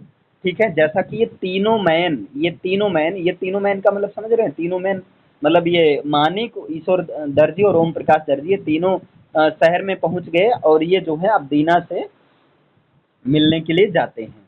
दीना का फ्लैट काफ़ी सैबी था लेकिन मानिक जो है इसको अपने हॉस्टल के डिफरेंट टाइप के जैसे रैगिंग आदि से जो है बेहतर पाता है, ओवर क्राउडेड स्टूडेंट हॉस्टल से बहुत बेहतर पाता है। और यहाँ पर सोसाइटल कंडीशंस की थीम को दिखाया गया है इस दीनात के फ्लैट और हॉस्टल से कंपैरिजन करते हुए, है ना। अब मानिक जो है दीना की स्कूल फ्रेंड अबन का बेटा है। तो पार्टीशन के दौरान मानिक की फैमिली जो है पाकिस्तान से इंडिया चली आई थी और इसलिए जो है जब पाकिस्तान से इंडिया आई थी तो भाई अब यहाँ पर इनको थोड़ा सा प्रॉब्लम तो होगी ही, यद्यपि इनके पिता जो है सॉफ्ट ड्रिंक का इन्वेंट किए थे और बहुत ही जल्दी ये इंडिया के हिली रीजन में ये जो है वेल्दी फैमिली में गिने जाने लगे, मतलब वेल्दी हो चुके थे। और इनके पिता जो अक्सर जो हैं अपने लॉस के बारे में ये ब्रूड किया करते थे। ठीक है। मतलब कभी कभी जिक्र किया करते थे, पछतावा हुआ करता था किस तरह से पाकिस्तान में उनकी सारी संपत्ति जो है बेकार गई, है ना। अब मानिक जो दूसरे तरफ मानिक जो था ये एक न्यू इंडिया के बिल्डिंग में कंट्रीब्यूट करना चाहता था, मतलब ये सोचता था कि नया भारत बनाने में कुछ निर्माण किया जा सके, मतलब भारत को ये कुछ अच्छा बनाना चाहता था। अब शहर में पहले तो ईश्वर और ओम प्रकाश दर्जी ये जो है एक स्लम्स एरियाज में रहते थे, स्लम में रहते थे, ऐसे स्लम्स एरियाज में रहते थे जहाँ पर जो कि जहाँ प्रॉपर सैनिटेशन नहीं था, प्रॉपर रूप से हवा नहीं आती थी, हजारों लोग रहते थे, वहाँ पर रहते थे। लेकिन क्या होता है, प्राइम मिनिस्टर के विजिट के बाद में क्या हुआ कि प्राइम मिनिस्टर ने एक ब्यूटिफिकेशन ऑफ सिटी कानून लाया, जहाँ पर जो झोपड़पट्टी थी उन सबको रिमूव किया जाने लगा। और इसकी वजह से अब ये ओम प्रकाश दर्जी, ईश्वर दर्जी और ओम प्रकाश दर्जी बेघर हो गए, और इसलिए जो है दीना ने इनको जो है अपने पोर्च यानी कि अपने बरामदे में सोने के लिए जगह दे दिया। ठीक है, और इस प्रकार से दीना के फ्लैट में एक नई रिलेशनशिप, मतलब इन चारों के बीच ये चारों लोग रहने लगे एक विद लव एंड अफेक्शन के साथ। कौन चारों लोग? ये जो है मानिक, दीना दलाल और जो है ईश्वर दर्जी एंड ओम प्रकाश दर्जी। अब मानिक और ओम जो हैं एक ही एज में थे। देखिए मानिक और ओम जो है सेम एज में थे, इसलिए मानिक और ओम के बीच में काफी गहरी फ्रेंडशिप हो गई। ईश्वर जो है वो ईश्वर थोड़ा, क्योंकि ईश्वर ओम प्रकाश के चाचा थे, तो ईश्वर एक तरह से पिता की तरह एक्ट करते थे, और दीना जो है माँ की तरह एक्ट करती थी। क्योंकि ये दीना जिस फ्लैट में रहती थी उसका रेंट कलेक्टर इनको परेशान करता था, कहता था कि तुम मेरे फ्लैट में बिजनेस चला रहे हो। तब ये झूठ उनसे बोल देती हैं कि देखो मैं, मेरा जो हस्बैंड है ना ईश्वर है, और ये जो मानिक और ओम है ये मेरे बच्चे हैं। मतलब ये झूठ बोलती है, लेकिन बहुत समय तक ये चल नहीं पाता ऐसे। एट मानिक कॉलेज, और मानिक के कॉलेज में पुलिस ने क्या किया था, डिक्टोरियल मैनर में जो है राइट्स, स्टूडेंट के राइट्स और प्रोटेस्ट को कंट्रोल करने का प्रयास किया था, और जिसमें इनके फ्रेंड मतलब अविनाश को किडनैप किया गया था, इनको बहुत टॉर्चर किया गया था, और फाइनली पुलिस के द्वारा अविनाश को मार भी दिया गया था। और अविनाश के मारे जाने से मानिक जो है बहुत ज़्यादा डर गया था, है ना। और इसके बाद में मानिक जो है यहाँ ओम प्रकाश दर्जी और जो है दीना दलाल की कंपनी में रहता था। और जब मानिक ओम प्रकाश दर्जी और दीना दलाल की कंपनी में इन लोग के साथ रहता था, तो ये जो है उस डिस्ट्रक्टिव मेमोरीज मतलब साथ में रहता था तो बहुत ये पीसफुल फील करता था। और जब ये अकेला रहता था तब ये बहुत परेशान हो जाता था अपने फ्रेंड के मर्डर के बारे में सोच सोच कर, है ना। अब बाहर इतनी सारी, क्योंकि बाहर इमरजेंसी पीरियड लगा, तो इतनी सारी चैलेंजेस होने के बावजूद ये चारों लोग जो हैं एक फैमिली बॉन्ड बनाकर जो है दिनाज के फ्लैट में रहते हैं। और यहाँ से जो है familial bond amidst political turmoil का थीम शो होता है। इस समय दीना को जो है रेंट कलेक्टर के द्वारा बार बार हरेस किया जाता था, जहाँ पर वो दीना को डांटता था कि तुम जो है मेरे रेंटेड फ्लैट में जो है बिजनेस चला रही हो। और वो जो है यही कहती थी कि देखो ओम और मानिक जो हैं उनके बच्चे हैं और ईश्वर उनके हस्बैंड हैं, मतलब वो झूठ बोलते थे। इन रेंट कलेक्टर के थ्रेट्स, धमकी और चैलेंजेस के बावजूद भी ये चारों लोग जो है प्रॉस्पर रूप से लव और अफेक्शन और हैप्पीनेस के साथ में रहते थे। तब तक ये साथ में रहे जब तक कि एक दिन ईश्वर ये कहता है कि अब वो ईश्वर जो है अपने गांव में जाएंगे ताकि वो अपने भतीजे ओम प्रकाश दर्जी के लिए एक कोई अच्छी खासी लड़की खोजकर उसकी शादी करवा सके, है ना। अब इसी समय मानिक का टर्म जो है, कॉलेज का जो टर्म सेमेस्टर जो होता है कॉलेज का टर्म, मानिक की पढ़ाई जो पूरा हो जाती है, और पूरा हो जाता है, और मानिक भी जो है अपने गांव में चला जाता है। ठीक है, अब दीना यहाँ पर फिर से अकेली हो जाती फ्लैट में, और जो है बिल्कुल पूरी तरह से उदास हो जाती है। अब गांव में क्या होता है, ठाकुर जो है अ, ओम प्रकाश और ईश्वर के खिलाफ जो है बदला लेने के लिए तैयार रहता है। और जब ठाकुर जो है क्योंकि ठाकुर जो है गवर्नमेंट वॉलेंटरली स्टरलाइजेशन प्रोग्राम का हेड होता है, क्योंकि यहाँ पर गवर्नमेंट ने वॉलेंटरली स्टरलाइजेशन प्रोग्राम शुरू किया था, मतलब गवर्नमेंट ने ये प्रोग्राम शुरू किया था कि कोई भी इच्छा पूर्वक जो है स्टरलाइजेशन नसबंदीकरण करवा सकता है। इससे उसको एफपीसी फैमिली प्लानिंग सर्टिफिकेट मिलेगा, और इसका वो काफ़ी बेनिफिट उठाएगा, है ना। और लेकिन यहाँ ठाकुर को हेड बनाया जाता है गांव में, और ठाकुर क्या करता है, फोर्सफुली ईश्वर और ओम को जो है वैसेक्टॉमी के लिए लाता है, मतलब वैसेक्टॉमी करवा देता है, इसका नसबंदीकरण करवा देता है ठाकुर बदला चुकाने के लिए। इसका एक और भी रीजन होता है, क्योंकि ओम प्रकाश ने क्या किया था, क्योंकि ओम प्रकाश ठाकुर ने इनकी पूरी फैमिली को जला दिया था, तो ओम प्रकाश ने ठाकुर की तरफ करके थूक दिया था और उससे ठाकुर को और ज़्यादा मतलब एक तरह से मतलब परेशान हो गया था और वो बदला लेने की सोच रहा था। अब क्या होता है, ईश्वर जो है, और जब ठाकुर इन दोनों को ले जाता है वैसेकटॉमी के लिए, तो ईश्वर को ऐसी जगह है, मतलब वो नसबंदीकरण करवाता है कि जहाँ पर वो बहुत गंदी जगह थी जो है, ठीक है, और इतनी ज़्यादा गंदी जगह थी कि उसका सर्जरी जब होता है तो ब्लड पॉइजनिंग हो जाता है, और इसकी वजह से उसको उसकी टांग भी कटवानी पड़ती है, ठीक है। और ओम प्रकाश दर्जी, सॉरी, ओम प्रकाश दर्जी का नसबंदीकरण इधर हो जाता है, मतलब दोनों का हो जाता है। लेकिन ईश्वर के साथ कुछ ज़्यादा बुरा हो जाता है, क्योंकि इसका पैर भी काटना पड़ता है। फिर बाद में ये दोनों शहर में आ जाते हैं, भिखारी बन जाते हैं। ईश्वर जो है कुर्सी पर बैठता था, क्योंकि इसका पैर तो था नहीं, है ना, और जो है ओम प्रकाश इसकी कुर्सी को जैसे मतलब ढकेलता हुआ लोगों से भीख मांगता था, ठीक है। और दूसरी तरफ मानिक जो है अपने गांव जाता है, और गांव से ये जॉब के लिए दुबई में चला जाता है, और जॉब दुबई के जॉब में शिफ्ट हो जाता है। और वहाँ पर जब ये दुबई में जॉब करता है तो कुछ समय के बाद इसको उसकी लाइफ मीनिंगलेस लगती है। वो अपने फ्रेंड ओम प्रकाश दर्जी, ईश्वर दर्जी और दीना को याद करते हैं, ठीक है। मानिक को कई सारा सजेशन दिया जाता है कि please always remember the secret to survival is to embrace change and to adopt. You see, you cannot draw lines and compartments and refuse to budge beyond them. Sometimes you have to use your failures as stepping stairs to success. मतलब इसको वहाँ पर ये कुछ सुझाव दिए जाते हैं कि देखो ठीक है, फेलियर्स कभी कभी आता है, कभी कभी डिस्करेजमेंट होता है, लेकिन इसका मतलब ये थोड़ी है कि तुम छोड़ दो जॉब को, इतना मेहनत से पाए हो। लेकिन ये किसी की कुछ नहीं सुनता है, और मानिक जो है इंडिया चला आता है 1984 ईस्वी में। जब मानिक 1984 में इंडिया चला आता है, इसलिए आता है, इसका एक और भी रीज़न था, क्योंकि इनके पिता का अंतिम संस्कार करना था।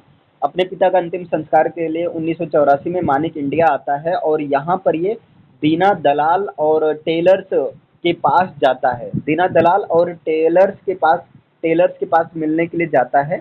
मतलब दीना दलाल से मिलता है तो ये पाता है कि दीना दलाल बिल्कुल पूरी तरह से अंधी, लगभग अंधी हो चुकी है, और वो अपने भाई नुसवान के साथ रहती है, जिसके साथ वो कभी रहना नहीं चाहता था, क्योंकि नुसवान उसके साथ बहुत बुरा ट्रीट करता करता था। और टेलर्स को देखता है कि टेलर्स, ये दोनों टेलर्स जो हैं वो जो हैं क्या बन चुके हैं, भिखारी बन चुके हैं। मतलब ये देखता है कि सारी चीज़ें चेंज हो चुकी हैं जब मानिक दूर था। जहाँ पर ये देखता है कि दीना जो है लगभग अंधी हो चुकी है, और वो अपने पैट्रियार्कल ब्रदर के साथ रहते हैं, और टेलर्स जो हैं भिखारी बन चुके हैं। मानिक जो है अब मानिक जो है लाइफ और सोसाइटी के इस बिटरनेस में वापस आ जाता है। मतलब उसे लाइफ और सोसाइटी बिल्कुल बेकार लगती है। मानिक को लाइफ का कोई पर्पज ही नहीं समझ में आता। वो कहता है जीने का मतलब ही क्या है, बताओ, इतनी अच्छी खासी जिंदगी इन लोग की इस तरह से बर्बाद हो गई है। और कई सारा सोच कर इस तरह से वो जो है एक ट्रेन के सामने कूद जाता है और अपनी आत्महत्या कर लेता है। अब दीना जो है वो टेलर्स को खाना खिलाती थी। टेलर्स, जैसा कि ये टेलर्स जो भिखारी बन चुके हैं, तो दीना के जब भाई घर पर नहीं होते थे, तब दीना जो है इन टेलरों को, ओम प्रकाश दर्जी और ईश्वर दर्जी को खाना खिलाती थी। और उस दिन वो जो है उनको मतलब ये चीज़ रिकॉल करवाती हैं कि वो सारे लोग मिलकर, जैसे ये दीना और ये जो हैं भिखारी यानी कि दर्जी, ये सब अपने पुराने अच्छे दिनों को याद करते हैं, और इन सबको किसी को भी मानिक के डेथ के बारे में पता नहीं होता है। इसी के साथ ये नॉवेल अब फाइन बैलेंस कंप्लीट होता है। आई होप ये समझ में आया होगा। क्लियर है, समझ में आया? Okay, thank you. देखिए इसमें वाल्डेन है, वाल्डेन एक वर्क है, इसको लिखा है हेनरी डेविड थोरियो ने। एक्चुअली होता क्या है, वाल्डेन ये बुक है, पूरा एक बुक का कलेक्शन है इसमें। और वाल्डेन बुक में पता है 18 चैप्टर से बना हुआ है ये। तो इसको हेनरी डेविड थोरियो ने लिखा है। 1847 से 1854 के बीच में इसको लिखा गया, और पब्लिश किया गया 1854 ईस्वी में। इस बुक की सेटिंग कहाँ रखी गई है, तो the woods around Walden Pond near Concord. देखिए कनकर्ड मसाचुसेट्स, ये जो है अमेरिका में एक प्लेस है, तो वहाँ कनकर्ड के पास वाल्डन पॉन्ड के आसपास के जंगलों में इसकी सेटिंग रखी गई है। वहाँ की सीन इस बुक में रखा गया है। इसका जो जेनर है वो है फिलोसॉफिकल टेक्स्ट, या जो है मेमोयर है।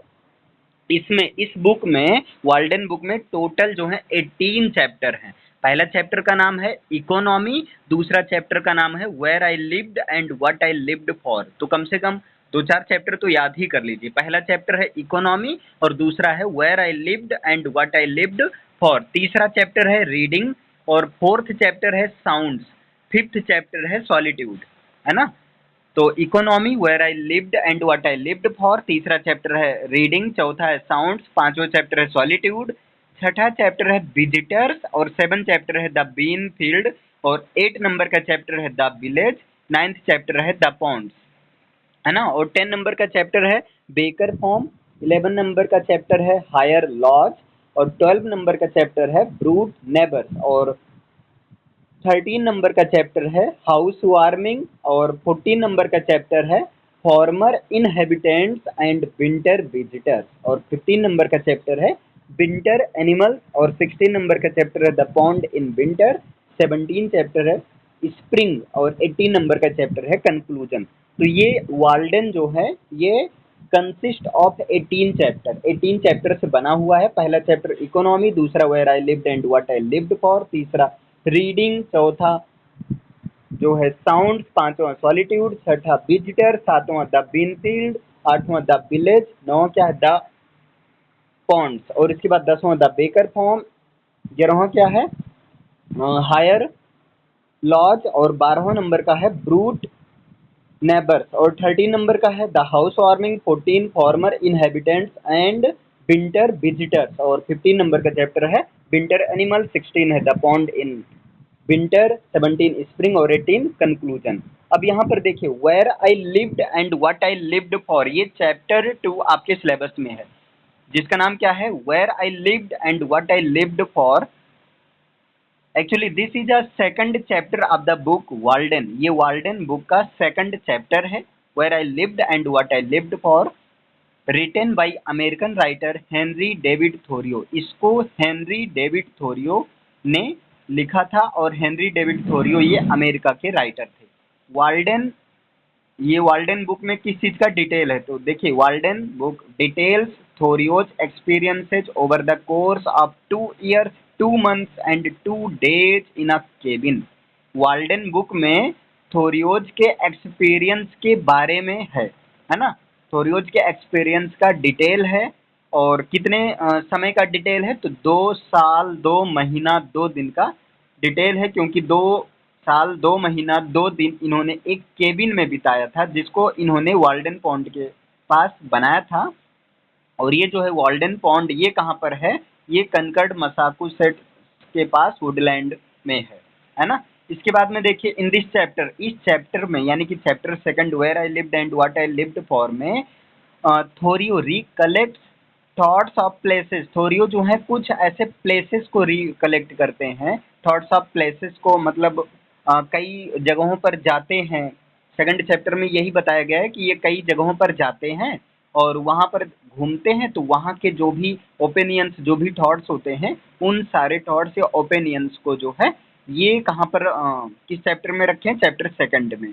और ये भी बताते हैं कि जब तक ये वाल्डन पॉन्ड सेलेक्ट करने के पहले ये कहाँ कहाँ घूमे, किस प्रकार घूमे, कहाँ पर रुके थे, कहाँ पर कैसे रुके थे, किस कंडीशन में ये अपना समय बिताए, है ना, वाल्डन पॉन्ड के को सिलेक्ट करने से पहले। तो ये सारा डिटेल इन्होंने चैप्टर सेकंड में रखा है। थोरियो जो है एक तरह से dreaming woods dreaming of an existence के बारे में बताते हैं, जहाँ पर वो फ्री ऑफ ऑब्लिगेशंस और फुल ऑफ लेजर की भी बात करते हैं। समरी की बात करें तो थोरियो जो हैं कई सारे प्लेसेस को रिकॉल करते हैं। वो ये रिकॉल करते हैं कि वो कहाँ कहाँ घूमे थे और जो है कैसे कहाँ कहाँ घूमे थे, किस तरीके से घूमे थे, कौन सा प्लेस उनको ज़्यादा पसंद है कौन सा नहीं, और वो भी वाल्डन पॉन्ड को सिलेक्ट करने के पहले। इन्होंने ये एक कोट देते हैं, ये एक मतलब कैटो, ये रोमन फिलोसफर है, रोमन का एक ग्रेट फिलोसफर है। तो रोमन फिलोसफर कैटोज ने एक वार्निंग दिया था, उसको एक कोट के फॉर्म में रिप्रेजेंट करते हैं, उनके कोट को याद करते हैं कि देखो किसी भी चीज़ को खरीदने से पहले, किसी प्रॉपर्टी को खरीदने से पहले और पेपर पर साइन करने से पहले उसको बखूबी बाकायदा अच्छे से कंसीडर करना बहुत ज़रूरी होता है। किसी फॉर्म को, किसी फ्लैट को या किसी प्लॉट को खरीदने से पहले, पेपर पर साइन करने से पहले जो है खरीदते समय बहुत ज़्यादा उसकी मतलब देखभाल करनी चाहिए चारों तरफ से। He had been interested in nearby Hollowell farm despite the many improvements. देखो ये जो है क्या होता है, ये एक हॉलोवेल फॉर्म को खरीदना चाहते थे जिसमें कई सारे इम्प्रूवमेंट की ज़रूरत होती थी, लेकिन क्या होता है जो मालिक रहता है वो ऑनर्स की वाइफ जो है अनएक्सपेक्टेडली जो है ये डिसाइड करती है कि वो फॉर्म को नहीं बेचेगी, वो फॉर्म को खुद अपने पास रखेगी और इस वजह से ये जो है होलोवेल फॉर्म को खरीद नहीं पाते हैं। ठीक है, अब आगे क्या होता है, थोरियो फिर आगे चलकर वो प्रॉपर्टी पर जो अपना क्लेम है उसको जो है त्याग देते हैं, मतलब प्रॉपर्टी को खरीदने का सपना ये हटा देते हैं। और फिर बाद में थोरियो को रियलाइज होता है कि जो होता है वो अच्छे के लिए होता है। ठीक है, अगर मतलब ये थोरियो साहब प्रॉपर्टी खरीद लिए होते तो इतना फ्री रूप से और इतना अनकमिटेड रूप से रह नहीं पाते। अब ये मतलब रह रहे हैं यहाँ पर वाल्डन पॉन्ड के आसपास के, मतलब वाल्डन पॉन्ड्स के पास, मतलब एक तरह से जंगलों में रह रहे हैं बिना किसी डिस्टरबेंस के, ना कोई कॉल करता है, मतलब कोई डिस्टरबेंस नहीं, अकेले ये नेचर के साथ बिता रहे हैं बहुत अच्छे तरीके से। ठीक है, और थोरियो जो है अपना जीवन उन वुड्स में, उन जंगलों में जो है पूरा समय बिताते थे। इंडिपेंडेंस डे 1845 के दौरान जो है, और चाहे वो दिन रात उसी वुड्स में रहते हैं और बढ़िया प्लेजर तरीके से फुल टाइम जो है उन वुड्स में अपना समय बिताते हैं। इसके बाद में क्या होता है, देखियो जब थोरियो को पहली बार जो है इंडिपेंडेंस डे पर अपने डवेलिंग हाउस में जब ये जाते हैं, तब जो है एक ये प्राउड सेंस का फील करते हैं, मतलब ओलंपिस, ये ओलंपस गॉड हैं, इनको याद करते हैं और एक प्राउड सेंस का फील करते हैं। ये क्लेम भी करते हैं कि पैराडाइज जो है, गॉड के लिए जो पैराडाइज फिट होता है, वो पैराडाइज तो देखा जाए तो हर जगह है ना, बस डिपेंड करता है कि अगर कोई उस चीज़ को परसीव कर सकता है तो पैराडाइज तो हर जगह है। ठीक है, और घर जो कि अभी तक ये समाप्त नहीं हुआ है वो एक ग्लोरियस बन गया है, मतलब जैसे देखो ये जो है एक नेचर का पार्ट है। ठीक, ये जो वुड्स, ये सारी चीज़ें नेचर का पार्ट्स हैं और वो किस तरीके से उस नेचर में वो company of birds and different type of things के साथ में अपना टाइम स्पेंड किए। और वो प्राउडली इस चीज़ को भी अनाउंस करते हैं कि वो पोस्ट ऑफिस से जो है, पोस्ट ऑफिस से दूर रहते थे और किस तरह से सभी प्रकार के constraining social relationships, mail system, इन सबको रिप्रेजेंट करते थे और ये सारी चीज़ें बिल्कुल इनसे कट ऑफ हो गई थी जब ये अकेले जो हैं वुड्स में रहते थे। थोरियोज का जो है पॉन्ड के पास जो फर्स्ट इम्प्रेशन था वो ये था कि कभी कभी ये अर्ली मॉर्निंग में बड़ा इनको मिस्टी जैसा फील होता था, कभी कभी ये बहुत शांत रहते थे, कभी कभी जेंटल रेन होती थी, मतलब ये सुबह के दृश्य को बताते हैं। और ये कहते हैं ये कुछ इस तरह से लोअर हेवन की तरह, जैसे एक हेवन है वो आकाश में है, मतलब वो भगवान के पास है, और दूसरा हेवन ये है ना, जहाँ पर ये रहते थे यहाँ पर है। ठीक है, तो अब ये होता क्या है, मॉर्निंग में ये उठते थे और एकदम सिंपल लाइफ बिताते थे। ठीक है, नेचर के साथ कम्यून करते थे और सिंपली जो है ये थोड़ी अपनी लाइफ जो है बिताते थे। और हर सुबह ये वहाँ जो वाल्डन पॉन्ड था वहाँ पर जाते थे, नहाते थे सुबह सुबह, और इस चीज़ को वाल्डन पॉन्ड जो है रिलीजियस एक्सरसाइज कहते हैं। वो जो है मॉर्निंग के टाइम को याद करते हैं और उन सारे इम्पोर्टेंट इवेंट्स को याद करते हैं, पोएट्री और आर्ट भी इंक्लूड है ये सारी चीज़ों को, और बहुत इंजॉय करते हैं, है ना। ये ऐसा समय है, मतलब ये बताते हैं कि जो मॉर्निंग टाइम होता है ना, ये इंटेलिजेंस वेक का समय होता है, मतलब ऐसा वेदों में कहा गया है कि मॉर्निंग टाइम में उठकर, उठने से एक मतलब हर तरीके से जो है एक डेवलपमेंट होता है। थोरियो जो है हर आदमी को ये अर्ज करते हैं, हर आदमी से कहते हैं कि वो जो है उठें जल्दी और अपनी लाइफ को जो है इंडिविजुअल रूप से, कॉन्शियस रूप से लाइफ को एलिवेट करें। और इसके ये इंसान की एक ड्यूटी होनी चाहिए कि वो जो है अपनी लाइफ को मीनिंगफुल बनाने के लिए हर मोमेंट जो है प्रयत्नशील रहे।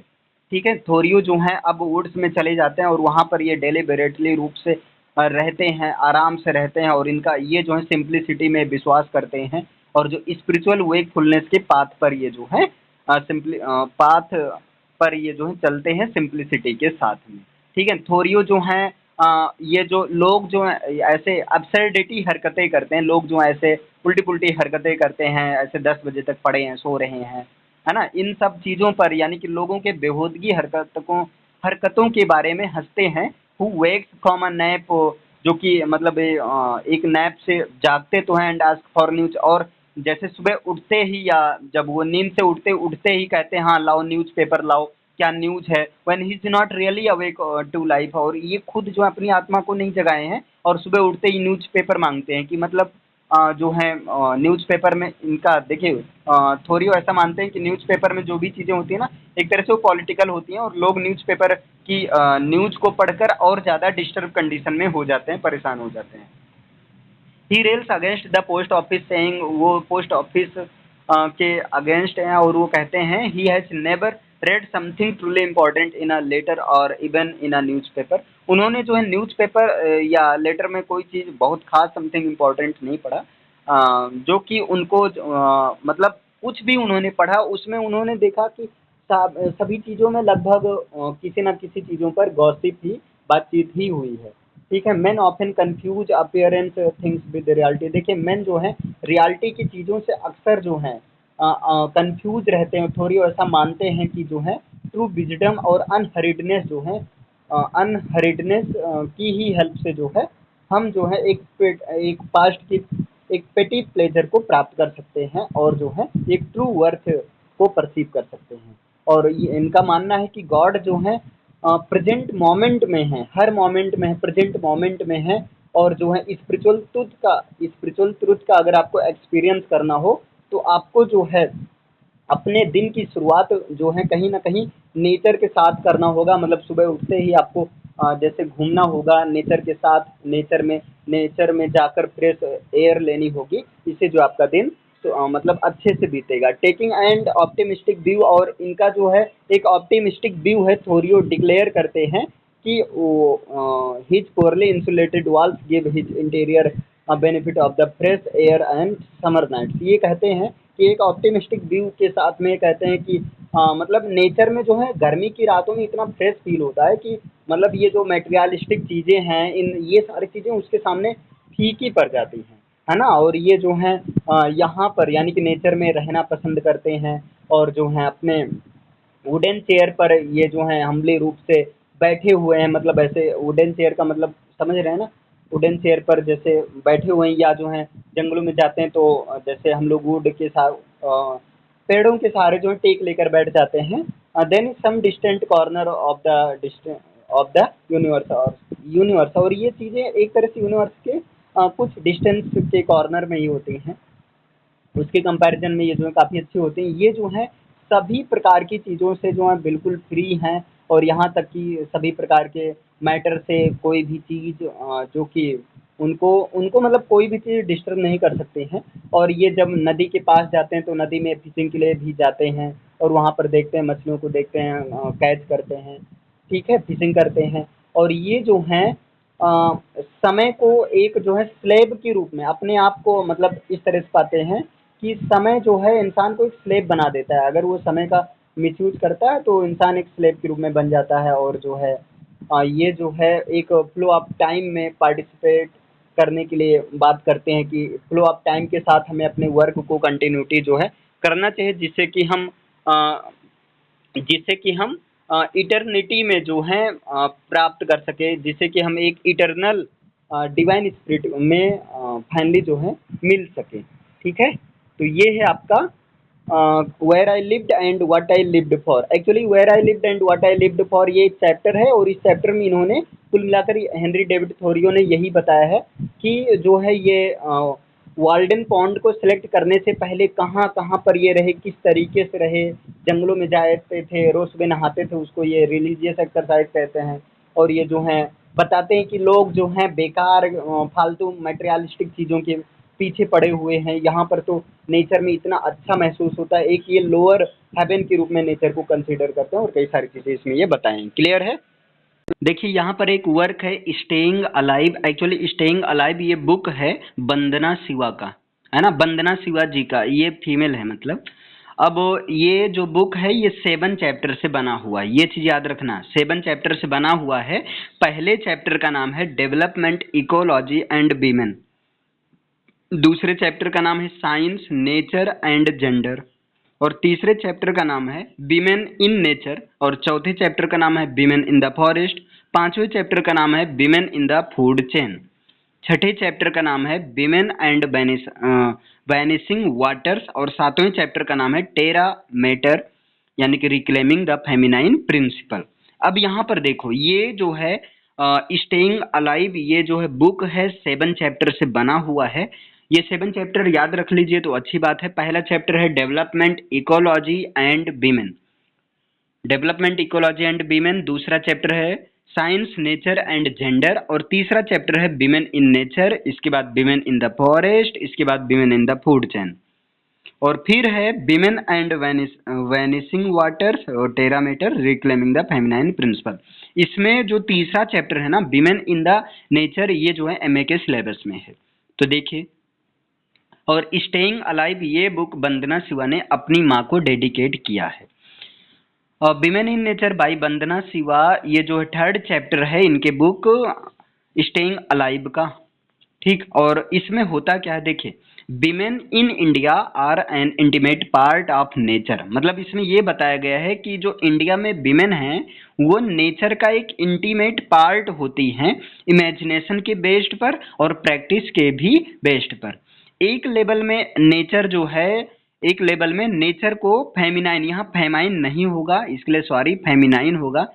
एक लेवल में फेमाइन प्रिंसिपल के इम्बॉडीमेंट के रूप में सिंबलाइज किया गया है नेचर को, और दूसरे लेवल में नेचर को जो है एक तरह से लाइफ प्रोड्यूस करने के लिए फेमिनाइन के रूप में, नर्चर के रूप में, और ये जो लाइफ को सस्टेनेंस करने के लिए नर्चर करती है ये नेचर, ठीक है। मतलब नेचर 2 तरीके से काम करती है। एक लेवल में क्या होता है, ये फेमिनाइन प्रिंसिपल के एम्बॉडीमेंट के रूप में सिंबलाइज किया गया है, और दूसरे लेवल में इसको जो है ना फेमिनाइन प्रिंसिपल के द्वारा लाइफ को प्रोड्यूस या जो है एक लाइफ को सस्टेनेंस प्रोवाइड करने के लिए इसको नर्चर किया जाता है, मतलब ये नर्चर करते हैं। अब यहाँ पर देखिए चैप्टर 3 की समरी देख लीजिए शॉर्ट में, क्योंकि चैप्टर 3 काफी लॉन्ग है, तो आप समरी देख लीजिए। समरी क्या है देखिए, chapter 3 goes on to describe the world, ये वर्ल्ड को डिस्क्राइब के लिए जाता है, जहां पर इंडियन वीमेन इन हैबिट की बात करता है कि ये जो है फिलोसॉफिकली इंडियन वीमेन को एक वर्ल्ड व्यू के रूप में, और जो है दूसरा इनके डेली प्रैक्टिस में देखा जाता है। डेली प्रैक्टिस में इन the production of renewal of life, मतलब ये जो है लाइफ के प्रोडक्शन में या जो है लाइफ को रिन्यू करने के लिए, जैसे देखिए एक जो वीमेन होती हैं वो लाइफ का प्रोडक्शन करती है, बेबी बॉर्न करती हैं और उसको एक रिन्यू देती हैं, एक नई जिंदगी देती हैं, यानी पालन पोषण करते हैं, उसको नर्चर करते हैं। फॉर द वीमेन, उन वीमेन के लिए who are leading ecological struggles, जो कि इकोलॉजिकल स्ट्रगल्स को लीड करती हैं, द नेचर, उनके लिए नेचर दे प्रोटेक्ट, नेचर जो है उनकी प्रोटेक्शन करता है, उनकी रक्षा करता है, इज द लिविंग प्रकृति, एक लिविंग प्रकृति के रूप में। It is the awareness of nature as a living force, मतलब ये जो है नेचर की अवेयरनेस है कि एक लिविंग फोर्स की तरह, and of themselves as partners with her in the production of sustenance that guides their ecological struggles। और ऐसी विमेन जो कि इकोलॉजिकल स्ट्रगल्स करती हैं उनको गाइड्स करने के साथ में नेचर जो है एक पार्टनर्स के रूप में उनका जो है हेल्प करता है, ठीक है, in the production of sustenance. इसके बाद में these moments while dependent on women's insights are not based on a gender ideology and make for an oppositional category conceptually, ठीक है। अब यहाँ पर देखिए ये जो है विमेन इन नेचर, इसको 3 तरीके से समझा जाता है। विमेन इन नेचर, इस पूरे चैप्टर को 3 हेडिंग के थ्रू समझा जा सकता है। Nature as the feminine principle, और जो दूसरी हेडिंग है आपका वो है, कहाँ गई भाई, ये nature and women as producers of life, ठीक। मतलब नेचर और विमेन दोनों जो है एक तरह से लाइफ का प्रोड्यूसर होती हैं। और तीसरा जो है जेंडर आइडियोलॉजी है आपका, ऐसे करके कुछ है। तीसरा कहाँ गया भाई, आजा, तीसरा है आपका ये gender ideology versus the recovery of feminine principle. अब आप इसको शॉर्ट में अपने हिसाब से देख सकते हैं, ठीक है। मैंने समरी करवा दिया और ये पूरे चैप्टर का जो ओरिजिनल कॉन्टेक्स्ट है। ठीक है, क्लियर है इतना? यहाँ पर एक प्ले है और इसका नाम है as you like it. As you like it को लिखा था विलियम शेक्सपियर ने। ये actually as you like it एक कॉमेडी प्ले है और कॉमेडी में ये पेस्टरल कॉमेडी प्ले है ना। इसका जो चीफ सोर्स है, देखिए विलियम शेक्सपियर जो कॉपी करने में बहुत माहिर थे, है ना। ये जो नकल बहुत अच्छे से करते थे। और एज यू लाइक इट इस प्ले को भी इन्होंने थॉमस लोज के एक वर्क रोजेलिंडी से ही कॉपी किया है। रोजेलिंडी जो है 1590 में पब्लिश किया गया था। एक ये प्रोज रोमांस है, इसको लिखा था थॉमस लोज ने। थॉमस लोज जो है यूनिवर्सिटी बिट्स में से एक थे। एज यू लाइक इट एक ये पेस्टरल कॉमेडी प्ले है और इस प्ले में डिफरेंट टाइप के सॉन्ग्स पाए जाते हैं और ये 5 एक्ट का प्ले है। इसकी सेटिंग 2 जगह रखी गई है, एक तो फ्रांस में और दूसरा जो है फॉरेस्ट ऑफ आर्डेन में। होता क्या है, ये प्ले फ्रांस में एज यू लाइक इट ये प्ले फ्रांस में शुरू होता है, लेकिन जल्दी ही इस प्ले का एक्शन जो है फॉरेस्ट ऑफ आर्डेन में शिफ्ट हो जाता है।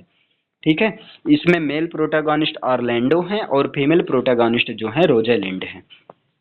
इसके बाद में कौन कौन से कैरेक्टर हैं, तो इसमें कैरेक्टर हैं रोजेलिंड हैं, ऑरलैंडो हैं, ड्यूक सीनियर हैं, जैक्वेस हैं, जैक्वेस जो कि मेलांकनिक फिलोसफर है। इसके बाद में आपका टच स्टोन है जो कि क्लाउन है, सिल्बियस है, सीलिया है, ओलिवर है, ड्यूक फ्रेडरिक है, सर रोलैंड डी बॉयज ये ओलिवर और ओरलैंडो के पिताजी हैं, फोएबी हैं, ऑड्रे हैं, विलियम हैं, चार्ल्स हैं जो कि कोर्ट रेसलर होता है, कोरिन है, एमीन्स हैं, लाइनेस है और एलाइना और गैनीमेड और एडम्स जो कि ऑरलैंडो का फेथफुल सर्वेंट होता है ना। अब यहाँ पर पहले इसके बारे में थोड़ा सा देख लीजिए। जैसे ये जो रोजेलिंड होती है, ये पहला नंबर तो क्या है भाई, फीमेल प्रोटैगनिस्ट है। दूसरा नंबर रोजेलिंड ये ड्यूक सीनियर की बेटी है ना। ऑरलैंडो जो है ये सर रोलैंड डी बॉयज का बेटा है और ओलिवर का भाई है।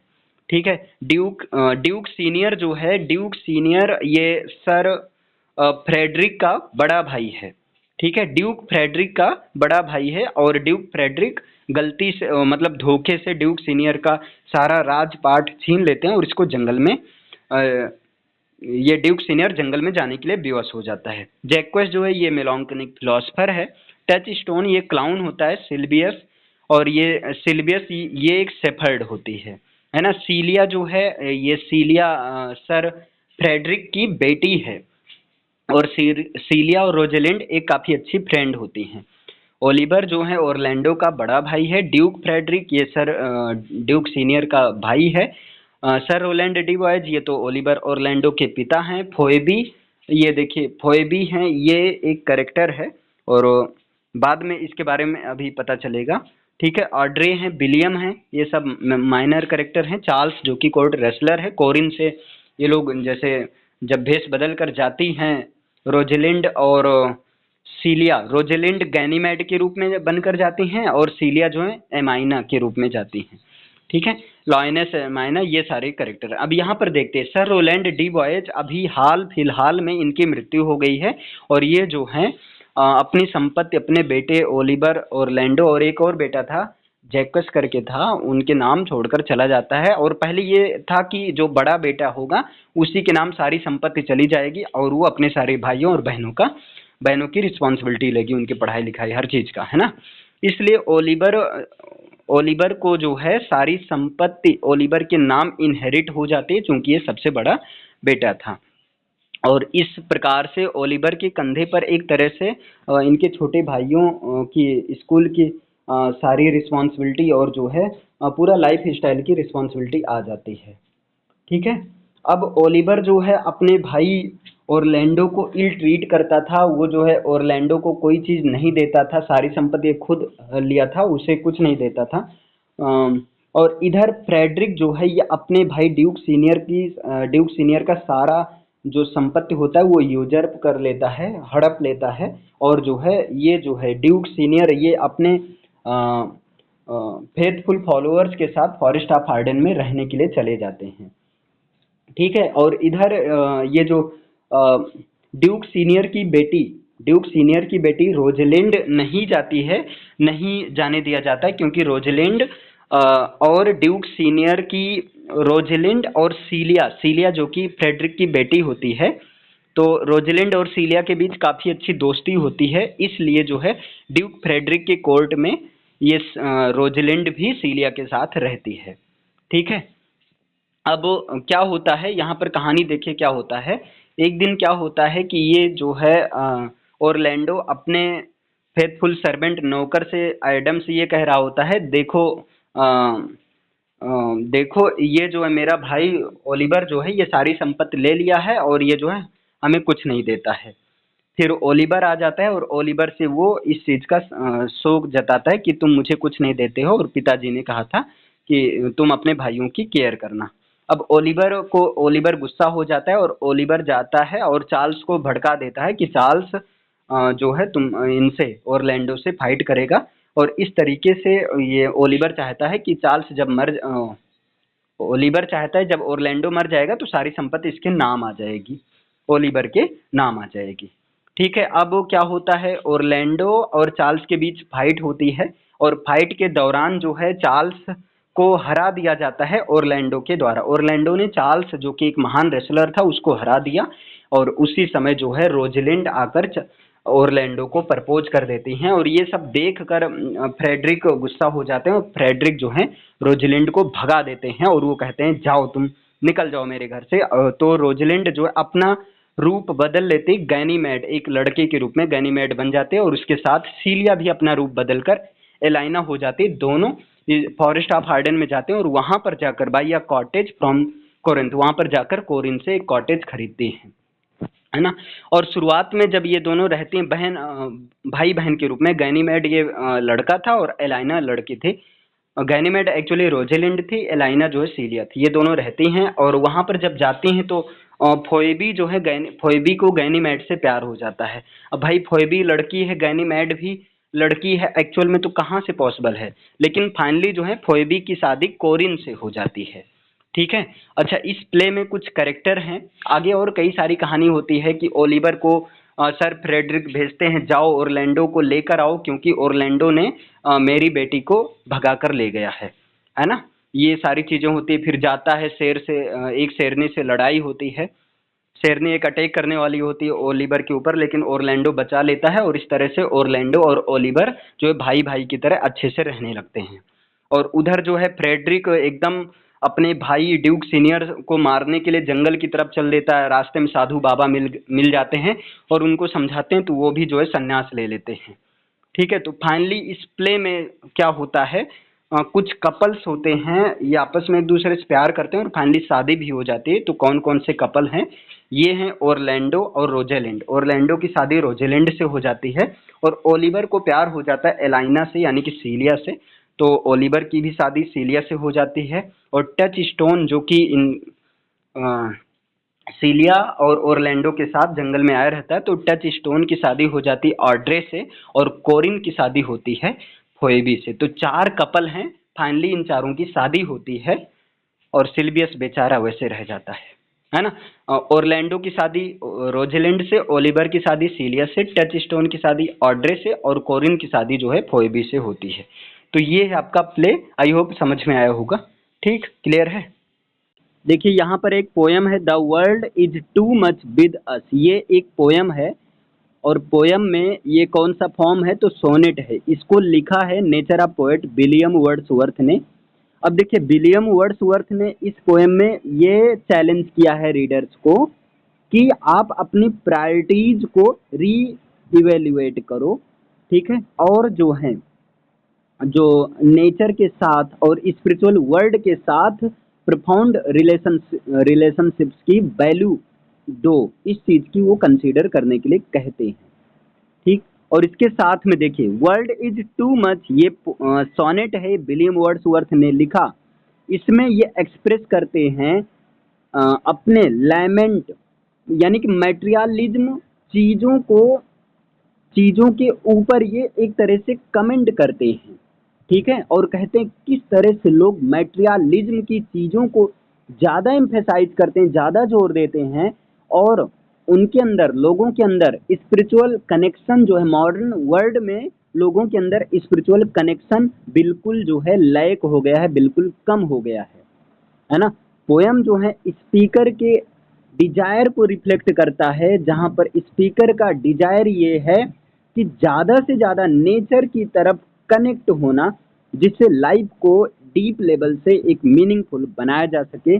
और साथ में स्पीकर ये भी चाहते हैं कि जो सोसाइटी का जो सुपरफिशियल वैल्यूज है उस चीज़ को रिजेक्ट किया जाए, यानी कि मटेरियलिस्टिक चीज़ों पर फोकस करने के बजाय जो है नेचर से कनेक्ट हुआ जाए। और इसके साथ में यहाँ पर पोएट वर्ड्सवर्थ जो हैं ह्यूमन टेंडेंसी को भी क्रिटिसाइज करते हैं। ह्यूमन टेंडेंसी क्या है कि ये मटेरियल वेल्थ को प्रायोरिटीज देती है, जबकि स्पिरिचुअल कनेक्शन, यानी कि इनको नेचुरल वर्ल्ड के स्पिरिचुअल कनेक्शन को प्रायोरिटीज देना चाहिए। लेकिन जो ह्यूमन टेंडेंसी है वो है कि मटेरियल वेल्थ को प्रायोरिटीज देती है, ना कि जो है नेचुरल वर्ल्ड के स्पिरिचुअल कनेक्शन को प्रायोरिटी देती है। ठीक।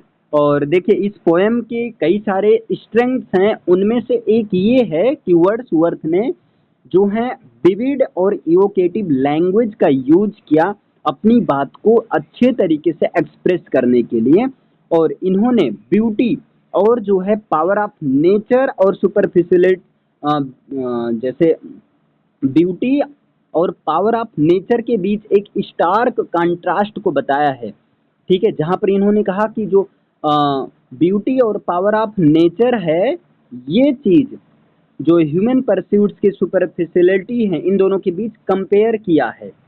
ठीक है, और ये अपने डिस्क्रिप्शंस में ये कहते हैं, ये अपने डिस्क्रिप्शंस में सी का यूज करते हैं, विंड्स का यूज करते हैं, मून का यूज करते हैं। इन सब का यूज करते हुए ये जो है नेचर के क्वालिटीज को और ऐसी क्वालिटीज को जो कि टाइमलेस हैं, ट्रांसेंडेंट हैं, उस चीज को एम्फेसाइज करते हैं। और इसके साथ में ये जो है फाइनली यही इसी चीज को कंसीडर करने का प्रयास करते हैं रीडर को कि आप जो है नेचुरल वर्ल्ड के साथ डीपर लेवल से कनेक्ट होइए, कनेक्ट होने की बात करते हैं। और पोयम जो है पोयम जो है ये पोयम जिसका नाम है the world is too much with us, ये पोयम इमोशनल डेप्थ और पर्सनल रिफ्लेक्शन को स्ट्रांगली जो है रिप्रेजेंट करता है। यानी कि पोएट्स के इमोशनल डेप्थ और पर्सनल रिफ्लेक्शन, पर्सनल फीलिंग्स और इमोशंस को बताता है। ठीक है, और वर्ड्सवर्थ का जो है first person perspective point of view से ये अपनी बातों को यूज करते हैं और रीडर से कहते हैं, क्या चीज कहते हैं कि उनकी जो डिसइल्यूजनमेंट की फीलिंग्स हैं, स्पीकर की जो डिसइल्यूजनमेंट की फीलिंग्स हैं, और जो हैं एक ज़्यादा से ज़्यादा जो मीनिंगफुल एग्जिस्टेंस के लिए वो बात करते हैं। और पोएम्स का जो इमोशनल रिजोनेंस है, ये इसको थॉट प्रोवोकिंग पोएम के फॉर्म में कन्वर्ट करता है। और इस पोएम में कहीं ना कहीं एलिनेशन की थीम्स को यूनिवर्सली वो बताते हैं और जो है डीपर पर्पज को सर्च करने की बात करते हैं। साथ में ये जो पोएम है the world is too much with us, इसको अप्रिशिएट किया जा सकता है क्योंकि इस पोएम के थ्रू विलियम वर्ड्सवर्थ ने सोसाइटल वैल्यूज और जो मटेरियलिज्म यानी कि मटेरियल वेल्थ को क्रिटिसाइज किया है। तो सोसाइटल वैल्यूज और मटेरियल वेल्थ को, मटेरियलिज्म चीज़ों को क्रिटिसाइज करने के लिए भी इस पोएम को अप्रिशिएट किया जा सकता है। वर्ड्सवर्थ ने इस तरह से गेटिंग और स्पेंडिंग के कंडेमनेशन को जो है यूज किया और ये बताते हैं कि कॉन्सर्न करते हैं कि लोग जो है स्पिरिचुअल कनेक्शन को लॉस कर दे रहे हैं। यानी कि ये किस चीज़ को कॉन्सर्न करते हैं, तो लॉस ऑफ स्पिरिचुअल कनेक्शन को, जो कि वर्ल्ड में जो है कंज्यूमराइजेशन और मटेरियल वेल्थ के द्वारा, यानी कि मटेरियलिस्टिक चीज़ों के द्वारा जो स्पिरिचुअल कनेक्शन का लॉस है, वो चीज़ पूरी तरह से डिस्ट्रॉय हो जा रहा है। स्पिरिचुअल कनेक्शन पूरी तरह से डिस्ट्रॉय हो जा रहा है। और पोएम जो है रीडर्स को इस चीज़ का चैलेंज भी करता है कि रीडर्स, अगर तुम्हारे अंदर दम है तो अपने आप प्रायोरिटीज को री इवेल्युएट करो और जो है नेचर और स्पिरिचुअल वर्ल्ड के साथ ज़्यादा से ज़्यादा जो है रिलेशनशिप बनाओ। ठीक है, कंक्लूजन की बात करें, the world is too much with us, ये एक पावरफुल और इंट्रोस्पेक्टिव सोनेट है जिसमें पोएट डिफरेंट टाइप के विविड इमेजरी और इमोशनल डेप्थ का यूज करते हैं ताकि वो जो है डिस्कनेक्ट जो लोग ह्यूमैनिटी और नेचर के बीच जो डिस्कनेक्शन हुआ है उस चीज को फोकस कर सकें, लोगों का ध्यान ला सकें। वर्ड्सवर्थ ने जो है मटेरियलिज्म की चीजों को बहुत बखूबी क्रिटिसाइज किया है, और जो है एक तरह से स्पिरिचुअल कनेक्शन की तरफ डीपर रूप से जो है कनेक्ट होने के लिए लोगों को कॉल किया है, लोगों को एक तरह से बताया है। ठीक है, और इससे क्या होगा, वो जो है इंड्योरिंग पावर ऑफ नेचर और ह्यूमन वैल्यूज को एक्सप्लोर कर सकेंगे। ठीक है, इस पोएम के थ्रू। तो आई होप ये पोएम समझ में आ गया होगा। क्लियर? आज का पोएम है द गार्डन, इसका दूसरा नाम है थॉट इन द गार्डन। तो याद रखिए दोनों एक ही पोएम है, चाहे आप सिंपली द गार्डन बोल दीजिए या थॉट इन द गार्डन बोल दीजिए। इस पोएम को लिखा है एंड्रयू मार्वेल ने, और देखिए एंड्रयू मार्वेल ये मेटाफिजिकल पोएट हैं, तो इसका मतलब ये द गार्डन ये कैसी पोएम होगी, तो मेटाफिजिकल पोएम है। ठीक है, और इसके साथ में ये पोएम रोमांटिक है, क्योंकि ये जो है नेचर के बारे में है, पूरी तरह से नेचर के बारे में है। और ये जो है दुनिया के जो मटेरियलिस्टिक चीजों से दूर की बात करते हैं, उससे हट के ये नेचर में इनको इनको ऐसा लगता है ना, एंड्रू मार्वेल को सारी चीजें नेचर में, सारा सुख जो है नेचर, नेचर ही स्वर्ग है, बाकी सब तो जो है जहन्नुम है, मतलब इनके अनुसार ऐसा है। ठीक है, और ये जो है ये पोयम द गार्डन पोयम, ये पोएट्स के एंड्रू मार्वेल के पर्सनल और इमोशनल फीलिंग्स के एक्सप्रेशन को बताते हैं, और वो भी नेचर और सोसाइटी में, है ना, जैसे उस लाइफ के बारे में बताते हैं, नेचर और सोसाइटी के बारे में, जो लाइफ ये बिताए हैं उसके बारे में अपने पर्सनल और इमोशनल फीलिंग्स को एक्सप्रेस करते हैं। और पता है बहुत बखूबी इन्होंने एक्सप्रेस किया है, क्योंकि एंड्रयू मार्वेल ने इस पोएम द गार्डन पोएम को, पता है द गार्डन पोएम में 72 लाइन है, इसमें 8 स्टेंजा है और एक स्टेंजा में 9 लाइन है, एक स्टेंजा में 9 लाइन है। हर स्टेंजा का जो राइमिंग स्कीम, क्या बोल रहा हूँ यार, सॉरी, राइमिंग स्कीम है वो है ए ए बी बी सी सी और डी डी है। ठीक है, मतलब 72 लाइन है, 8 स्टेंजा में डिवाइड है, एक स्टेंजा में 8 लाइन है, ऑक्टेव है, और इसका जो राइमिंग स्कीम है ए ए बी बी सी सी और डी डी। आगे देखिए, ये क्लासिकल पोएम है, क्योंकि क्लासिकल पोएट्री की ही तरह इसमें डिफरेंट टाइप के स्टेंजा, डिफरेंट टाइप के रिदम, राइम या जो है वर्ड चॉइस का यूज किया गया है, इसलिए इसको क्लासिकल पोएम भी कह सकते हैं।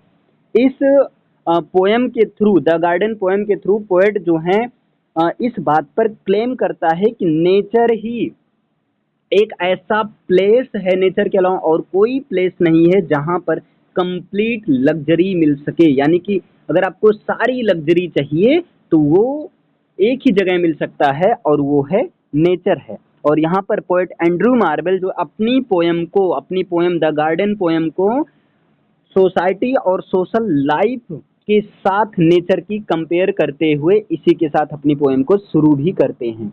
और Andrew marvel English metaphysical poet थे, ये सैटारिस्ट थे और जो है पॉलिटिशियन थे, और पता है एंड्रयू मार्वेल जॉन मिल्टन के बढ़िया अच्छे खासे क्लोज फ्रेंड थे। और इनकी जो है कुछ फेमस वर्क भी हैं, फेमस पोएम है एंड्रयू मार्वेल की, और वो हैं to his coy mistress, Horatian ode, the definition of love, the garden और thought in the garden, and the mower against garden. अब यहाँ देखिए, इस poem the garden has divided into 9 stanza, each stanza has 8 lines and poem has total 72 lines. Rhyming scheme of each octave A A B B C C और D D है।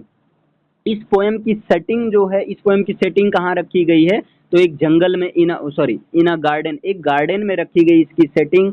और इस garden को garden of Eden के भी रूप में refer किया जा सकता है, क्योंकि इस पोएम में डिफरेंट टाइप के बिब्लियोग्राफिकल रेफरेंस जो हैं गार्डन ऑफ ईडन से भी लिया गया है।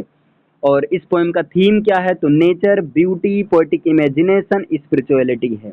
और मार्वेल जो है, मार्वेल यहाँ पर इस पोएम में मार्वेल जो है एक प्रीस्ट ऑफ नेचर के रूप में दिखाई देते हैं। ठीक है, और इस पोएम के 8th और 9th स्टेंजा में स्पीकर इस बात को बताते हैं, स्पीकर अपने आप की कंपेयर जो है उस लोनली, उस अकेले एडम से करते हैं जब गार्डन ऑफ ईडन में ईव को नहीं बनाया गया था, जब एडम अकेला रह रहा था, उस समय से ये कंपेयर करते हैं। ठीक है, और वो बताते हैं कि जो है जब गार्डन ऑफ ईडन में एडम अकेला था तो वो जो है उसके लिए दूसरा स्वर्ग था, क्योंकि वो अकेला था। अब वो नेचर से इन्वॉल्व रहेगा, नेचर से प्रेम होगा उसको, नेचर से वो प्यार करेगा, और उसके लिए दो स्वर्ग हो गया, मतलब एक ही जगह पर दो स्वर्ग हो गया। एक स्वर्ग तो ये है कि वो अकेला है, और एक स्वर्ग तो गार्डन ऑफ ईडन है ही। ठीक, और इस पोयम का जो मेन थीम है वो है क्या है, नेचर में पीसफुल लाइफ ज़्यादा सेटिस्फाई देता है, ज़्यादा सेटिस्फैक्शन साबित होता है सोशल लाइफ और ह्यूमन कंपनी के कंपैरिजन में। यही पोएम का जो है मेन थीम है। अब यहाँ पर देखिए, द गार्डन, इस पोएम को एंड्रू मार्वेल ने लिखा। ये मेटाफिजिकल पोएम है, और इस पोएम में थीम्स ऑफ नेचर, टाइम और ह्यूमन एक्सपीरियंस को एक्सप्लोर किया गया है।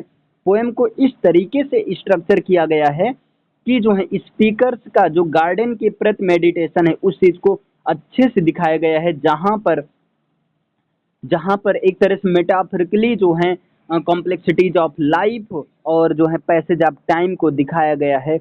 और इस पोएम का एक की स्ट्रेंथ ये है कि मार्वेल जो है विविड इमेजरी का यूज करते हैं ताकि जो है ब्यूटी और ट्रैंक्विलिटी के सेंस को इवोक कर सकें। स्पीकर जो है गार्डन को एक ऐसे प्लेस की तरह डिस्क्राइब करते हैं कि गार्डन जो है प्लेस ऑफ पीस और हार्मनी है, मतलब ये पीस और हार्मनी का एक प्लेस है, गार्डन है।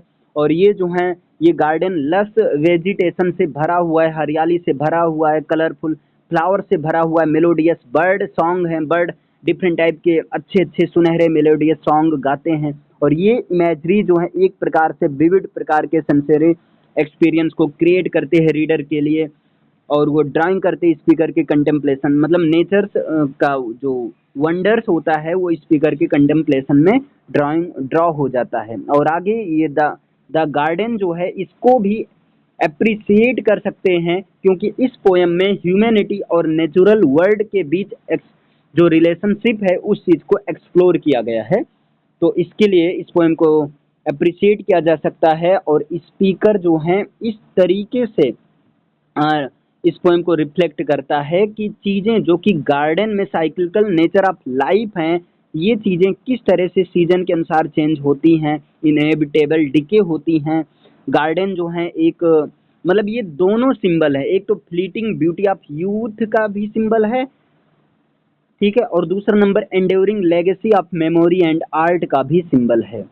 ठीक है, मार्बल जो है पोएटिक डिवाइसेस का यूज करते हैं, पर्सोनिफिकेशन का यूज, एलिट्रेशन, मेटाफर का यूज करते हैं ताकि वो इस पोएम को ज़्यादा डेप्थ से समझा सकें और इस पोएम की कॉम्प्लेक्सिटी को रिमूव कर सकें। स्पीकर जो हैं नेचर को एक लिविंग ब्रीदिंग एंटिटी, एक जिंदा इंसान के रूप में पर्सोनिफाई करते हैं। और जो है क्योंकि दोनों नेचर और एक लिविंग ब्रीदिंग एंटिटी दोनों जो है नर्चर होती है और डिस्ट्रक्टिव होती है। और यहाँ पर वो जो है नेचुरल वर्ल्ड में जो इनहेरेंट की डुअलिटीज है उस चीज़ को हाईलाइट करते हैं। एलिट्रेशन का यूज, मेटाफर का यूज करने से ये लैंग्वेज की जो रिचनेस है, म्यूजिकलिटी है, इसको इन्हांस होता है।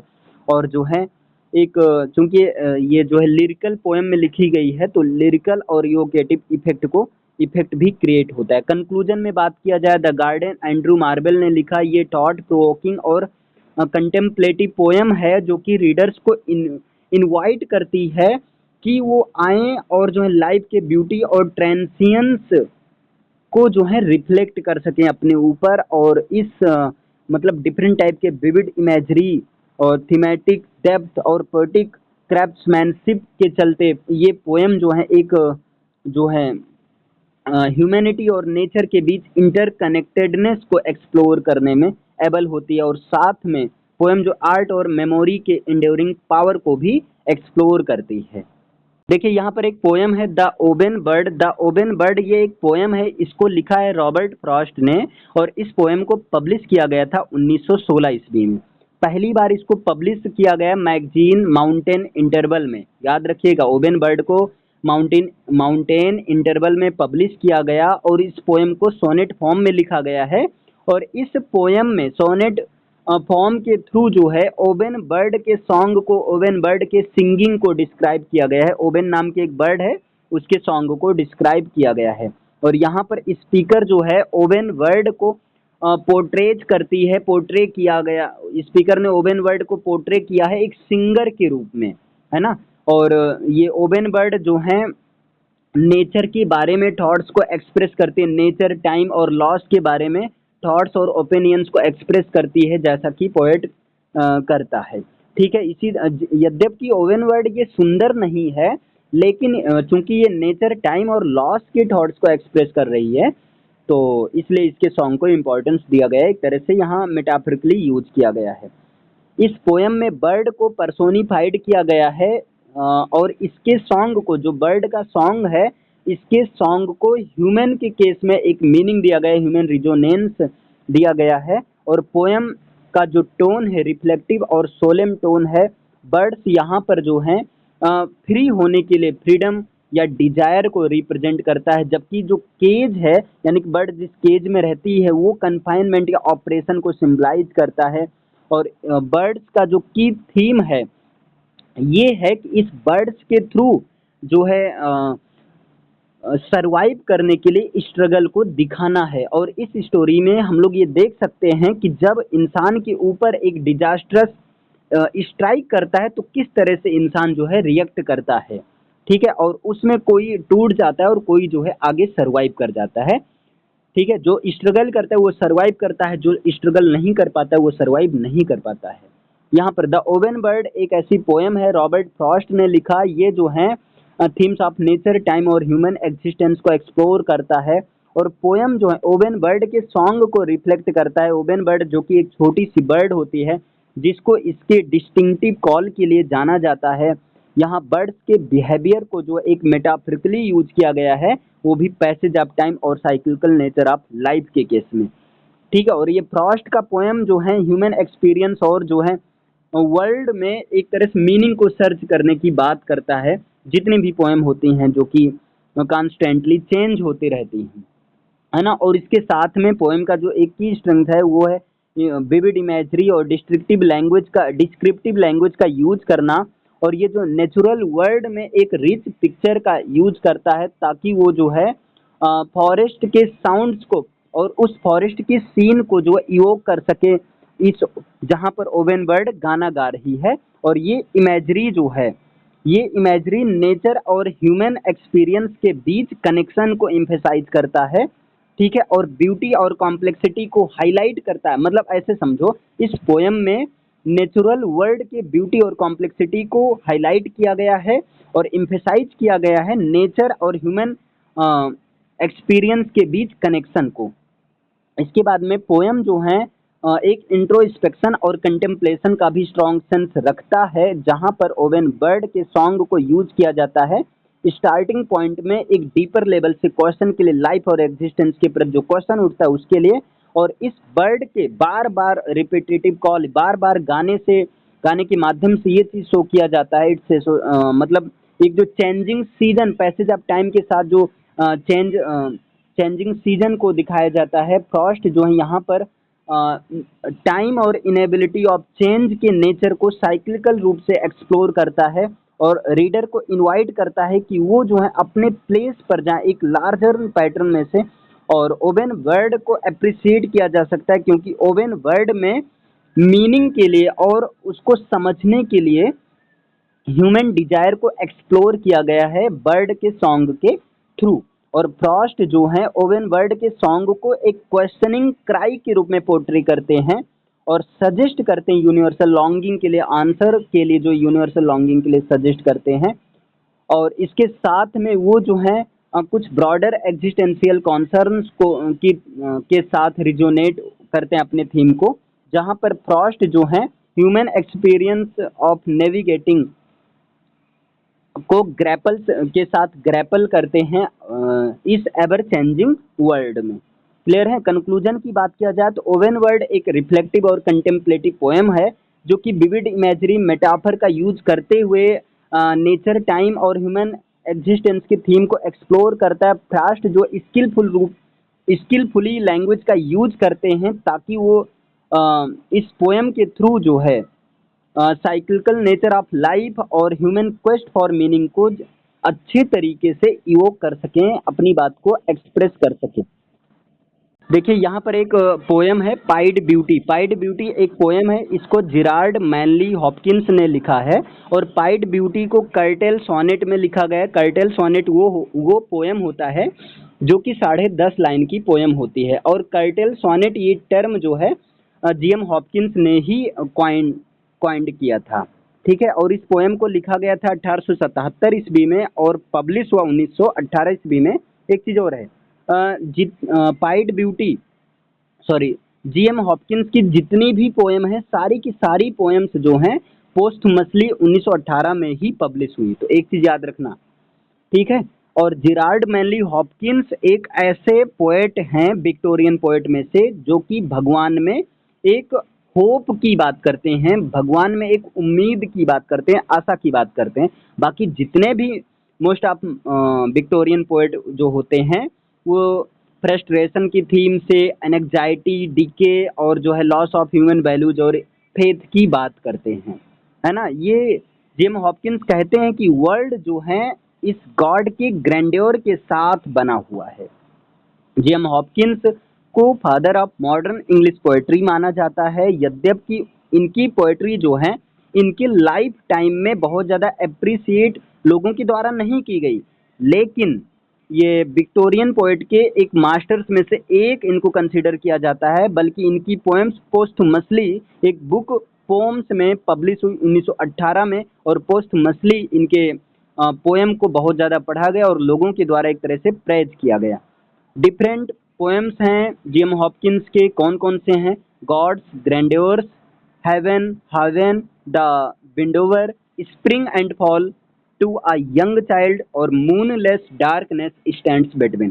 टाइटल की बात किया जाए तो ये जो पाइड है ना, पाइड ब्यूटी, पाइड मीन्स होता है हैविंग 2 और मोर कलर्स, मतलब 2 या 2 से अधिक कलर। इन पाइड ब्यूटी में speaker most praises about God's creation. देखिए इस पाइड ब्यूटी पोयम में स्पीकर ने जो है गॉड्स के क्रिएशन की प्रशंसा की है। यही मेन आइडिया है, याद रखिएगा, गॉड्स के क्रिएशन की प्रशंसा किया है। Pied beauty is the song of admiration for God's creation. इसलिए हम कह सकते हैं कि पाइड ब्यूटी जो है ये song of admiration for God's creation, God's creation के लिए सॉन्ग ऑफ एडमायरेशन है। इस पोएम पाइड ब्यूटी का मेन थीम क्या है? तो स्पिरिचुअलिटी है, नेचर है, एव है, अमेजमेंट, ब्रेविटी और क्रिएशन है ना। पाइड ब्यूटी पोएम किस फॉर्म में लिखी गई है? तो कर्टेल सोनेट फॉर्म में, जो कि 10.5 लाइन की होती है। राइमिंग स्कीम क्या है पोएम की? तो ABC ABC DBC DC, है ना, याद रखिए।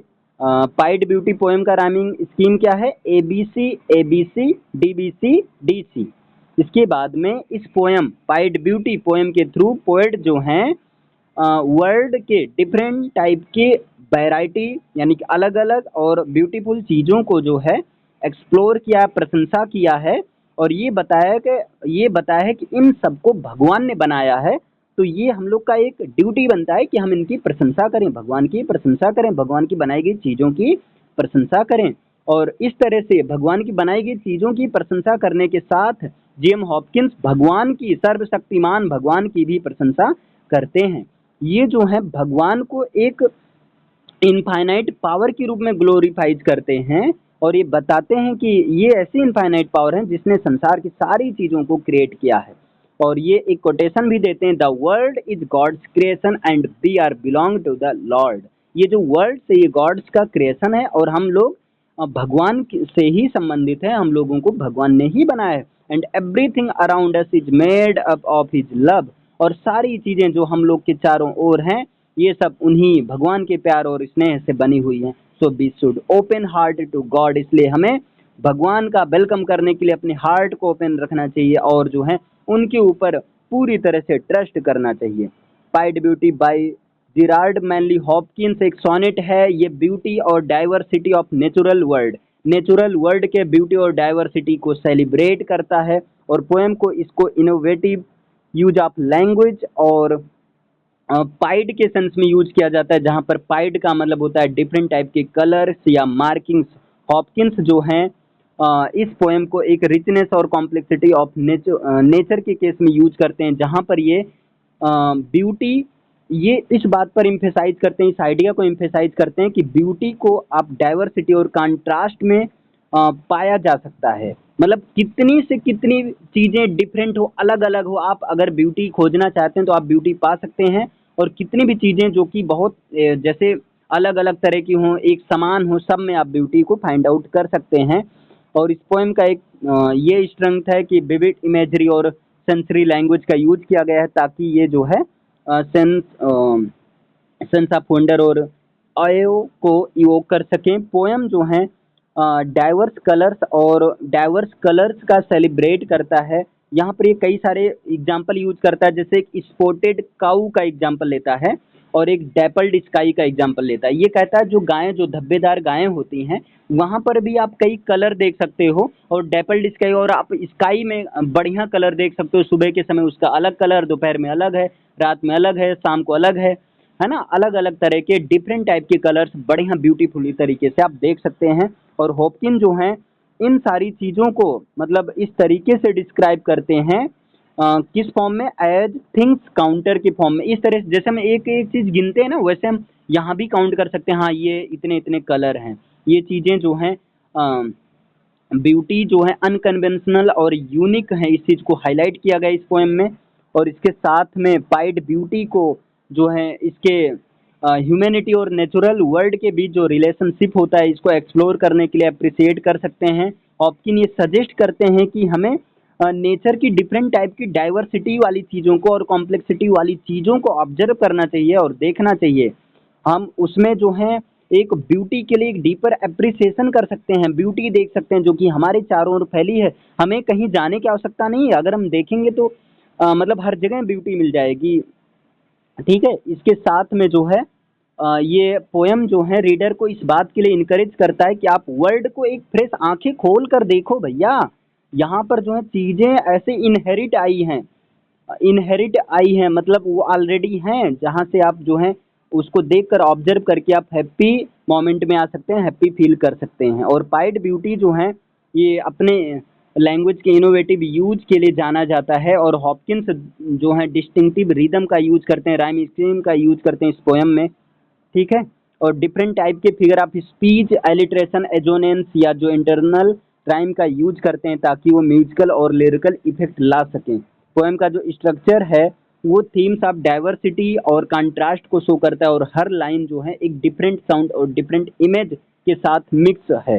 ठीक है, कंक्लूजन की बात करें तो पाइड ब्यूटी एक पावरफुल और इवोकेटिव पोएम होता है, जो कि रिचनेस और डाइवर्सिटी, नेचुरल वर्ल्ड के रिचनेस और डाइवर्सिटी को सेलिब्रेट करता है। और हॉपकिन जो है विविड टाइप के इमेजरी का यूज करता है, इनोवेटिव लैंग्वेज का यूज करता है, और प्रोफाउंड थीम्स का यूज करता है। क्लियर है कि यहाँ पर एक पोएम है lines written in early spring, इसको लिखा है विलियम वर्ड्सवर्थ ने। इस पोएम की शुरुआत स्पीकर करते हैं इस चीज़ को डिस्क्राइब करते हुए, कहते हैं कि वो अर्ली स्प्रिंग में अपने आसपास की सीन को डिस्क्राइब कर रहे हैं, और कह रहे हैं देखो अगर अर्ली स्प्रिंग में जो चारों तरफ की चीज़ें होती हैं कितनी सुंदर, कितनी सुहावनी लगती हैं, और वहाँ पर वो इसी के साथ में नेचर के ब्यूटी और वाइटेलिटी को जो है हाईलाइट करते हैं। ठीक है, और ये lines written in early spring इस पोएम को जो है इसमें कई सारे थीम हैं, जैसे इनोसेंस, मोरालिटी और पैसेज ऑफ टाइम। इन सारे थीम के लिए इसको अप्रिसिएट कर सकते हो आप। और देखिए इस poem lines written in early spring William Wordsworth ने लिखा, ये जो पोएम रिफ्लेक्टिव और इंट्रोस्पेक्टिव टाइप की पोएम है, और ये थीम्स ऑफ नेचर, ह्यूमैनिटी और interconnectedness of all living beings को शो करती है।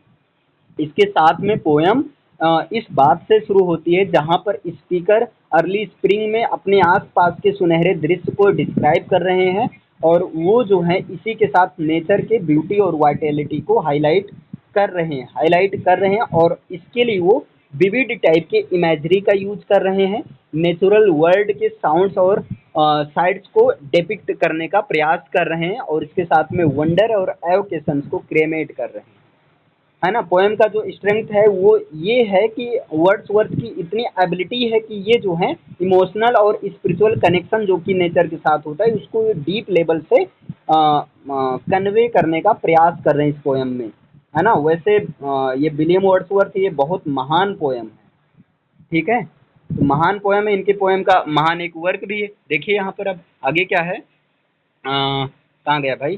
देखिए स्पीकर जो है नेचुरल वर्ल्ड की हार्मनी और बैलेंस के बीच रिफ्लेक्ट करता है और वो बताता है कि किस तरह से मतलब टर्मोइल और जो ह्यूमन सोसाइटी के बीच सफरिंग और टर्मोइल के साथ इसकी तुलना भी करता है, कंट्रास्ट भी करता है।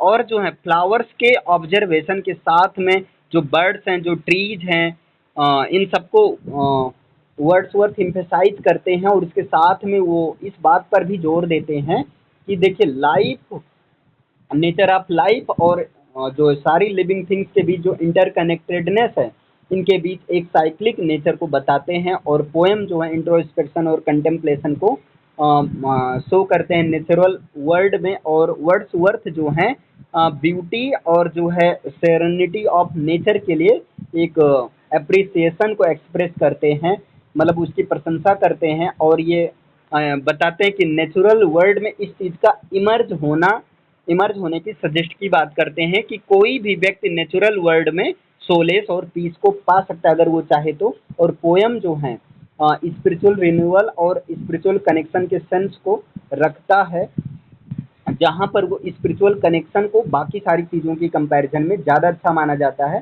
ज़्यादा अच्छा मानता है। Lines written in early spring को जो है, क्योंकि इस पोएम में इनोसेंस, मोरलिटी और पैसेज ऑफ टाइम को एक्सप्लोर किया गया है, इसकी थीम को। वर्ड्सवर्थ जो हैं यहाँ पर इस पोएम में फ्लीटिंग ब्यूटी ऑफ नेचर और इनएविटेबिलिटी ऑफ डेथ की बात करते हैं। ये बताते हैं कि जो नेचर की ब्यूटी ये भी फ्लीटिंग ऐसी नहीं है। जैसे ब्यूटी है एक समय के बाद आता है, पतझड़ आता है जहाँ पर ये बड़ा अजीब लगता है, स्प्रिंग सीजन में बहुत अच्छा लगता है। ये सारी चीज़ें इस तरह से बता रहे हैं। और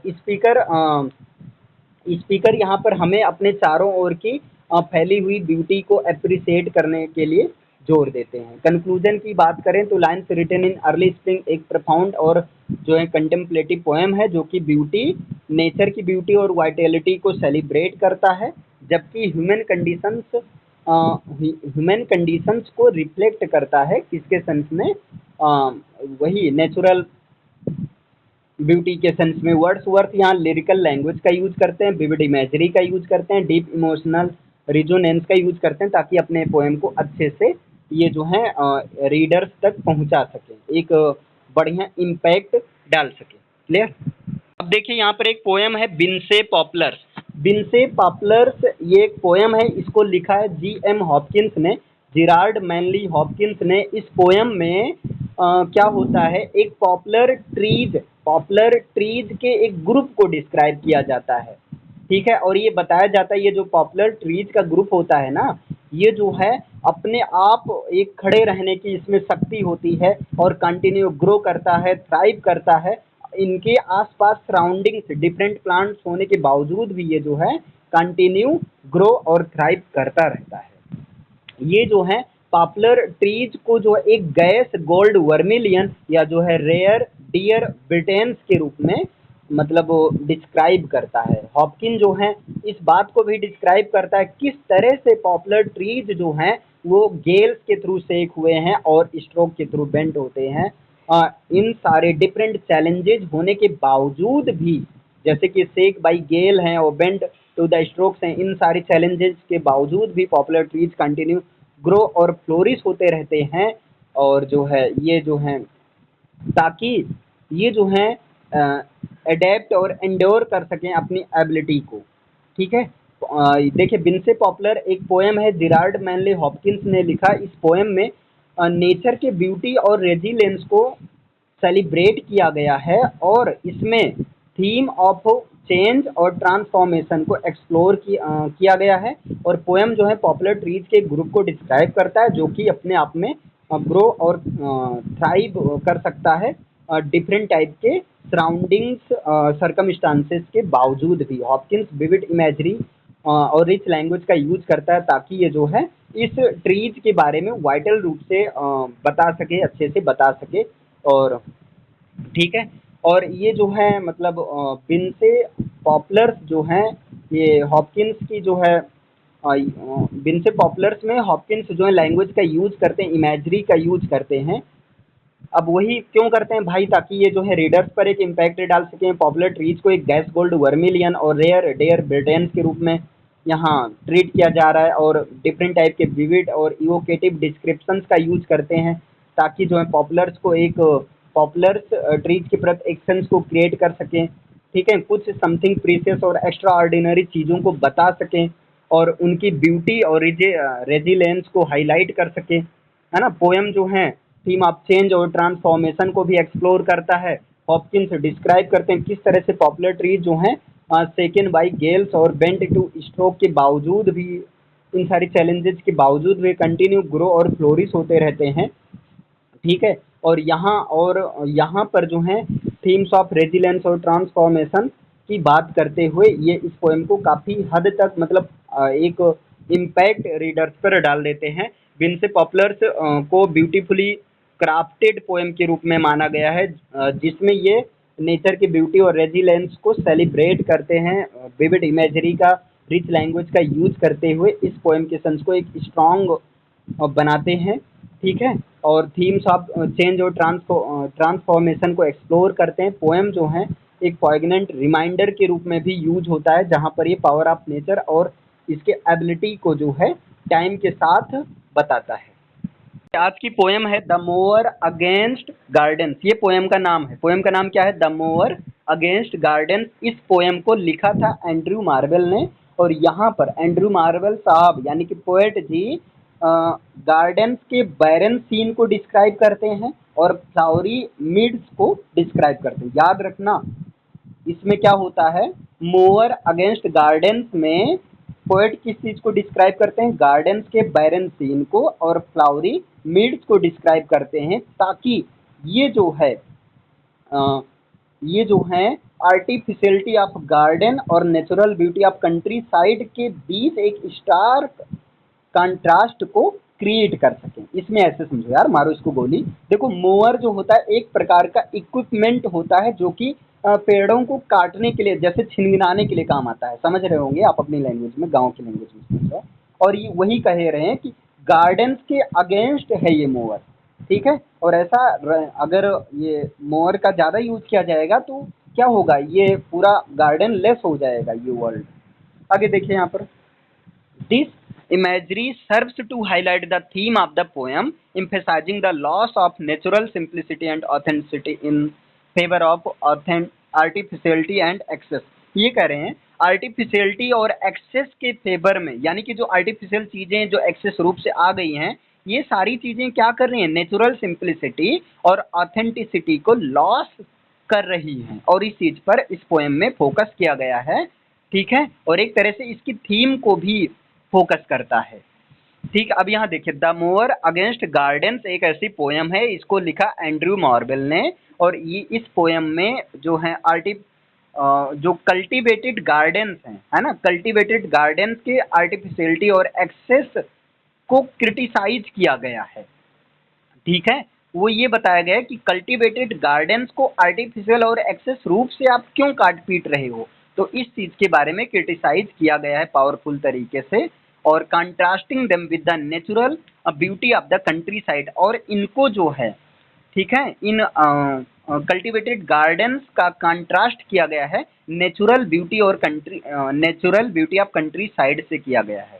ठीक है, मतलब natural beauty of country side से ये कल्टीवेटेड गार्डन्स की कंपेयर किया गया और इसकी इंपॉर्टेंस को बताया गया है। The poem reflects Marvels broader concerns about the impact of human intervention on the natural world and the loss of simplicity and authenticity.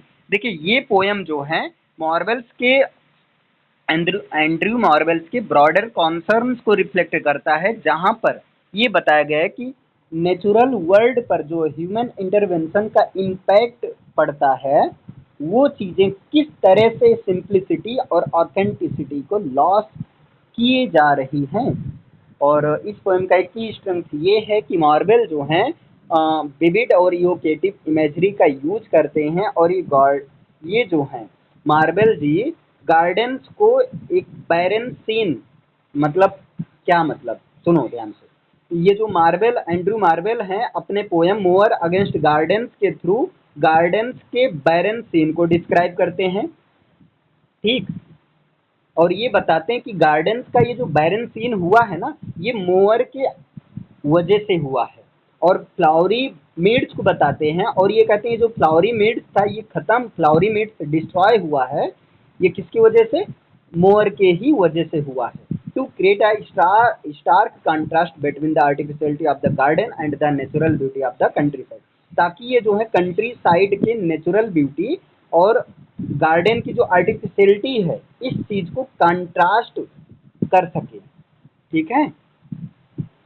आगे देखिए, ये जो है इमेजरी, ये इमेजरी पोएम के थीम को हाईलाइट करती है, जिसमें नेचुरल सिंप्लिसिटी और ऑथेंटिसिटी को लॉस करने पर जोर दिया जाता है।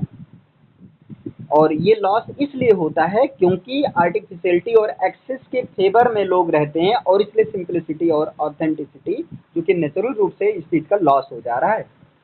पोयम जो है आयरनी और सैटायर में एक स्ट्रॉन्ग सेंस, मतलब पोयम जो है आयरनी और सैटायर दो तरह के फिगर ऑफ स्पीच का यूज करते हुए एक स्ट्रॉन्ग सेंस का फीचर रखता है, जहां पर मार्वेल एक जो है बिटरनेस और रिजेंटमेंट का टोन एक्सप्रेस करते हैं इन कल्टिवेटेड गार्डन्स की तरफ इशारा करते हुए, है ना। और ये इनको एक ऑप्रेसिव और डिस्ट्रक्टिव फोर्स के रूप में पर्सोनिफाई करते हैं, जिनको फ्रीडम और वाइटैलिटी ऑफ नेचर, जो ये मतलब ये जो है डिस्ट्रक्टिव फोर्स और ऑप्रेसिव फोर्स हैं, ये जो फ्रीडम और वाइटैलिटी ऑफ नेचर को सप्रेस कर देते हैं, दबा देते हैं, ठीक है। और जो सैटारिकल अप्रोच हैं ये पोएम को एक गहराई तक, एक डेप्थ मीनिंग देते हैं। और मार्वेल जो हैं एक इंगेजिंग मैनर और कंपेलिंग मैनर तरीके से जो है इस पोएम में इस बात के खिलाफ जो है कि लोग जो है जंगल को डिस्ट्रॉय करने में लगे हुए हैं, उसकी ब्यूटी को खत्म करने में लगे हुए हैं, क्रिटिक करते हैं, क्रिटिसाइज करते हैं। मोअर अगेंस्ट गार्डन्स को जो है इस रूप में अप्रिशिएट किया जा सकता है क्योंकि इस पोएम में जो ह्यूमन इंटरवेंशन और नेचुरल ब्यूटी के बीच जो तनाव बना रहा है उस चीज को एक्सप्लोर किया गया है, फोकस में लाया गया है मार्वेल के द्वारा। और मार्वेल जो है मोअर के depiction, Marvell's depiction of the mower as a figure who seeks to restore the natural order by cutting down the artificial gardens underscores his belief in the value of unspoiled nature. This theme resonates with broader environmental and philosophical concerns about the impact of human activity on the natural world. देखिए अब conclusion की बात करें तो mower against gardens एक thought provoking poem है जो कि नेचुरल सिंप्लिसिटी और ऑथेंटिसिटी के फेवर में है, और जो है आर्टिफिशियलिटी और एक्सेस को क्रिटिसाइज करती है। मार्वेल विविध प्रकार की इमेजरी, आयरनी और सैटारिकल वर्ड्स का यूज करते हैं ताकि वो इस पोएम को डेप्थ से समझा सकें। और जबकि जो है ये जो है ह्यूमन इंटरवेंशन और नेचुरल बॉडी के बीच जो तनाव बना है इस चीज को भी वो एक्सप्लोर कर सकें लोगों के सामने, ठीक।